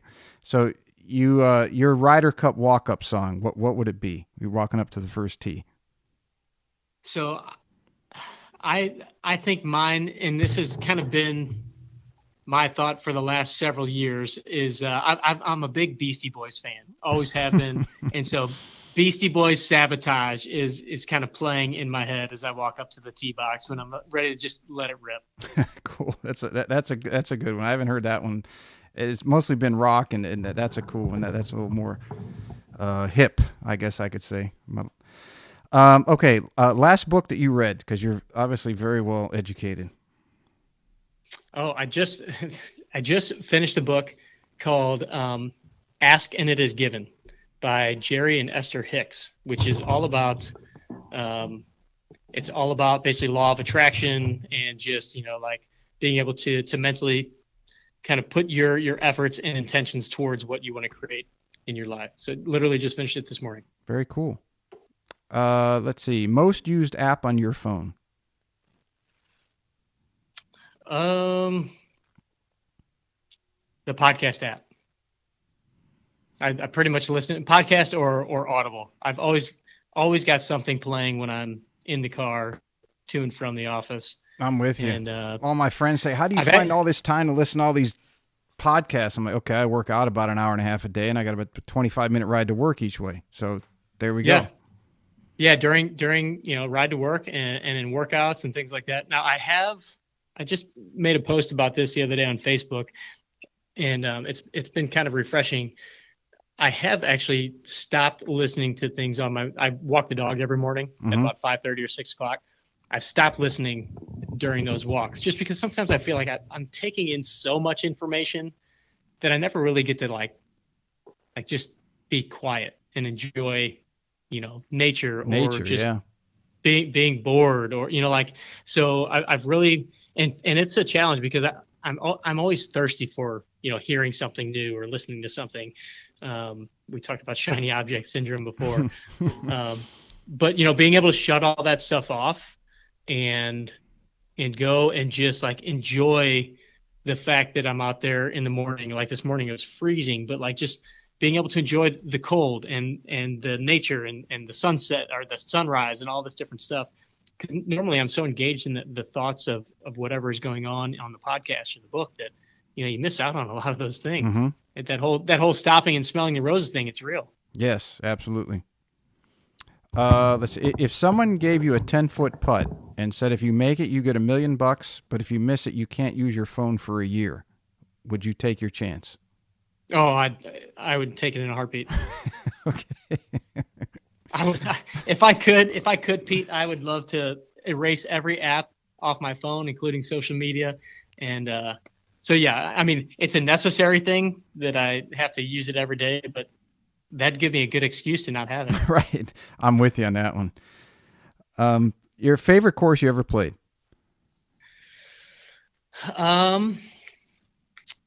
So one of the coolest golf experiences I've ever had was I went on a 40th birthday trip with a couple of my buddies down to Branson, and we played. Now they've got Tigers course, they've got a Core Crenshaw, but this was a few years ago before those had opened up. We played a course called Buffalo Ridge, which is their 18-hole. But then after lunch, we went and walked there's a 13-hole par 3 course that Gary Player designed. And it was just it was more the experience than it is like the greatest course ever, but it was such a beautiful setting. We were the only people on the entire course. It's at the highest point of the property down in like the mountainous area there. Wow, that'd be beautiful. In Branson. It was so pretty. And, it was the 3 guys that I was with. It was just such a great place to play and just a great afternoon that's like the one that sticks out. It's actually the screensaver on my laptop even, and this was 4 years ago. But that has to go up there as just like one of the best overall experiences of golf I've had for sure. Now last week I just went down to Sweetens Cove for the second time, which is down in Tennessee, and played Sweetens Cove that 9-hole, and then 30 minutes from there is the course at Sewanee, which is another 9-hole redesigned by Gil Hands, and those are exceptional golf courses, and again, unique experiences, just both being 9-hole courses. So those are some other ones that I'd throw in there as pretty cool. Yeah, it's interesting that a lot of people are starting to say that it's more the experience that they have as opposed to just a big name or a top 100, which is cool that the industry has things like that. Yeah, and I think again, since I didn't really grow up playing the game, I can appreciate any course if I go out there and if I'm just there to have a good time. It's going to be hard for me to come off of a course and say I hated that course, or I didn't like that course. Even if one of my favorite courses to play here in St. Louis is a 9-hole muni track called Ruth Park. That it's nothing special, but it's always in great shape. And but I'm always there playing with a bunch of buddies, and to me that's my golf. I love to compete, I love to improve, but like most importantly, I love to just get out and again enjoy the setting, enjoy the people that I'm with. Cool. That's the best thing to do. A couple more. Which do you look forward to more, the Ryder Cup or the Masters? The Masters. Yeah, the Masters is it's kind of cool because over the past several years we've started to go over to my parents' house, and like nobody in my family was golf fans ever until I started working in golf, and slowly I started to pull my dad and my brother over to the dark side. And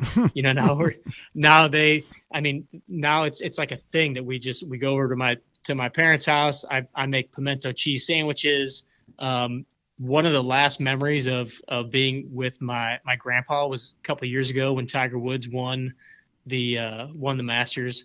That was the last time I saw him before he kind of got sick. Mm-hmm. And it's just like it's got such a special feeling to it. yeah, I definitely get more hyped up and excited for that than I do the Ryder Cup. And I love the Ryder Cup. It's so much fun to watch. But the Masters Sunday is just a very special event for me and my family. Cool. It's very cool. With the new James Bond movie that's out lately, who would you say is the best James Bond of all time? Ooh, man, I really like Sean Connery. Daniel Craig, I think is awesome. He brings a new feel to Bond, but I just think Sean Connery is just a badass, and just have always liked him. So I'll say Sean Connery. All right, and two more. Because as I followed you, and I know that you play a lot with your buddies, as you mentioned the trips you go on. What is your go-to drink when you're playing with the guys? Typically a Budweiser. However, just recently, one of my buddies on our Ryder Cup trip bought me a Fireball and lemonade. Ooh, and I was surprised at how good that was. It was, yeah. He's like, I bought you a drink, and I said, whatever you bought, I don't want it. I don't trust you. And he said, no, it's a great on-course drink. Yeah, Fireball and lemonade. So that's I need to have another one out on the course to verify that. God, cinnamon really and lemon. That's an interesting. Yeah, it didn't sound good to me, but it had a refreshing kick to it. All right, and then the last one, and this one, the first and the last one, everyone get. They're always the same. In your opinion, who's the greatest of all time? Tiger Woods. And I think that, I didn't get to see Jack play. I did get, and I really I wasn't even really paying attention to golf all that much through like Tiger's big years too. I didn't really start working with golfers till it was 2008, and that's really when I started to pay attention. I mean, obviously I knew that Tiger Woods was a maniac and he was incredible, but and so just being able to see the dominance that he had, and I didn't get a chance to watch that with Jack, so I have to say Tiger. I don't think you can lose on whoever you pick. I mean, there've been so many great ones. Agreed. And it's a very debatable topic, which is why I put it in there. Yeah, definitely. Hey, Jeff, it's been awesome. I'm very happy that we finally got to connect. I've been a big fan for a long time. I love following your stuff, and I'd love to have you on again whenever you get the chance or need a break and just want to catch up and shoot the breeze and talk more golf and training. Sounds good, man. We're definitely going to do this over on the 18 Strong podcast sometime soon too. So we'll have some time to catch up for sure. Awesome. I appreciate it. Well, you have a great day, and I'll be in touch soon. Sounds good. Thanks, Pete. All right, everybody. Thank you so much for listening to today's show. If you enjoyed it, you can find more information on today's episode and other topics at golf360.blog. There you'll find the show notes and links related to this episode, as well as any other episode that we've done so far to date. If you're interested in improving your game and would like to learn more from yours truly by taking a private lesson, a half-day or multi-day school, club or putter fitting, you can reach me through the blog site or by email, pete@golf360.blog. So some of you may be asking, what is the golf paradigm? All you have to do is click on the homepage while on my blog site to discover how you can start playing better than you ever thought possible.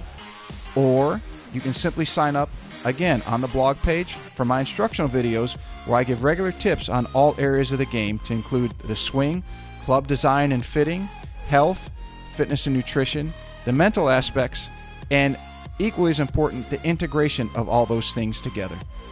I'm also on social media, and you can find me at The Golf Paradigm. That's PARADIGM, and I'm on Facebook, Instagram, and Twitter. And don't forget to subscribe to my YouTube channel, also under the same name, The Golf Paradigm. Facebook is usually the best way to reach me for questions and or comments, and I look forward to hearing what all of you have to say. This podcast is brought to you in part by Old South Golf Links. A short ride across a bridge from Hilton Head Island is one of the area's finest golf courses and a hidden treasure. Set up on towering pines and ancient oaks with sweeping marsh vistas, truly makes Old South Golf Links a one-of-a-kind golfing experience. The Clyde Johnson design was named one of the top 10 new public courses when it opened, and it also takes full advantage of the natural beauty of the Low Country. Old South is a fun and unique challenge for golfers of every skill level and a favorite of both locals and visitors. Whether it's your first time here or you're a regular, you'll be treated and feel like family. From the bag drop to check-in at the fully stocked pro shop with both men's and women's apparel, to breakfast or lunch before or after your round, the staff is always ready and willing to help.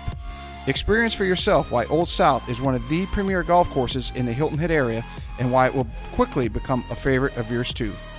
Visit them in person or online at www.oldsouthgolf.com, or to make it tee time, simply call the pro shop at 843-785-5353.